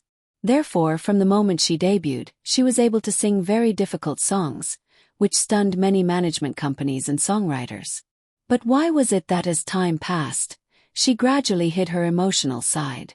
Yang-yi couldn't understand this question. Just as he shook his head and was about to continue reading, the wind chime at the door rang. There were customers. Yang-yi raised his head and saw two men wearing glasses standing there. The one in the lead was wearing a pair of black-framed glasses, while the young man standing slightly behind was wearing a pair of round glasses that looked a little silly. He looked a little bit like a two-dimensional character. Of course, it was obvious that the young man with round-framed glasses was a little embarrassed. When he made eye contact with Yang-yi, he subconsciously looked away. Presumably, he wasn't very good at dealing with people. They looked around the overly deserted coffee shop, and their expressions were a little confused and hesitant. They didn't look like customers, so they just stood still at the door. "You two, what would you like to drink?" Yang-yi had no choice but to take the initiative to greet them. "Boss, I'm sorry, we're looking for someone." The middle-aged man with the black-framed glasses explained with a smile. "Looking for someone?" Yang-yi was confused. He usually didn't have many customers here, and he didn't cultivate any regulars. Why would someone come here to look for someone? But the middle-aged man with the black-framed glasses turned his head and said to the young man with the round-framed glasses, "Changzi, you call and ask, we're already here. Did he give the wrong address?" The young man with the round-framed glasses quickly nodded. He pulled the zipper of his laptop bag, but then he remembered something was wrong, so he took out his phone from his trouser pocket. "Wait a minute, Changzi." Yang-yi's thinking speed was still very fast. He immediately reflected where he had seen this name. "You guys are looking for me?" Yang-yi shook the buzzing phone in his hand, looked at the other party helplessly and said, "You're Yang-yi?" The young man with the round-framed glasses asked in surprise. "I'm the real deal, do you want to see my ID?" Finally, they confirmed each other's identity. The two people who came were Hu De, the editor-in-chief of Chiue Chinese Network, and Chang Zi, the editor in charge of Yang-yi. "Yang-yi, you used to be a soldier." When Hu De got closer, he saw Yang-yi's height and figure. He asked in surprise. "Yes." Yang-yi nodded. Hu De suddenly realized, he said, "No wonder the military novels you wrote resonated with so many readers. It's too realistic, it can't be related to your experience, right?" Yang-yi was speechless. "Novels are just artistic creations. I understand. Hu De laughed. Chang Zi was diligent in asking questions on the internet, but in reality, he was a little embarrassed to speak, except for shaking hands with Yang-yi at the beginning. He even sat a little reserved. He couldn't help but be distracted, turning his head to look at the little girl behind him. Yang-yi had just introduced her as his daughter Shi. She was so cute, as beautiful as a porcelain doll. Chang Zi couldn't help but sigh in his heart. When I reach Yang-yi's age, I must raise such a lovely daughter. But the question was, would he have a girlfriend at this age? Chang Zi was sad. She felt it. She turned her head curiously and looked at the uncle with messy hair. Her big bright eyes scared Chang Zi, and he quickly turned his head again. On the other side, Hu Da was still chatting with Yang-yi. As the host, Yang-yi naturally had to make coffee for the guests. Just as Hu Da was looking at Yang-yi's bar, he suddenly saw the book Yang-yi had put next to him. Although Hu Da hadn't read From the Fall of Our Country to a Comprehensive Counterattack, the title of the book clearly told him what kind of historical book it was. Hu Da had a flash of inspiration, and he took the initiative to ask, "Yang-yi, the new book you told Chang Zi about, are you going to write a story that takes place during the resistance against the invasion?" Yang-yi was grinding coffee beans. Hearing this, he raised his head in surprise. "How did you know?" When he saw Hu Da's eyes pointing at the book, he understood. Yang Yi smiled and said, "Yes, I want to write a war story that's different from Soldier's Assault. It's more hot-blooded and exciting." Listening to Yang Yi's simple description, Huda secretly clenched his fists. Hot-blooded and exciting, wasn't that what he wanted? A military novel that was closer to the rhythm of online literature. You're tuning in to the Whispers of Romance YouTube channel. Don't forget to subscribe and join us on this journey to catch the most captivating stories.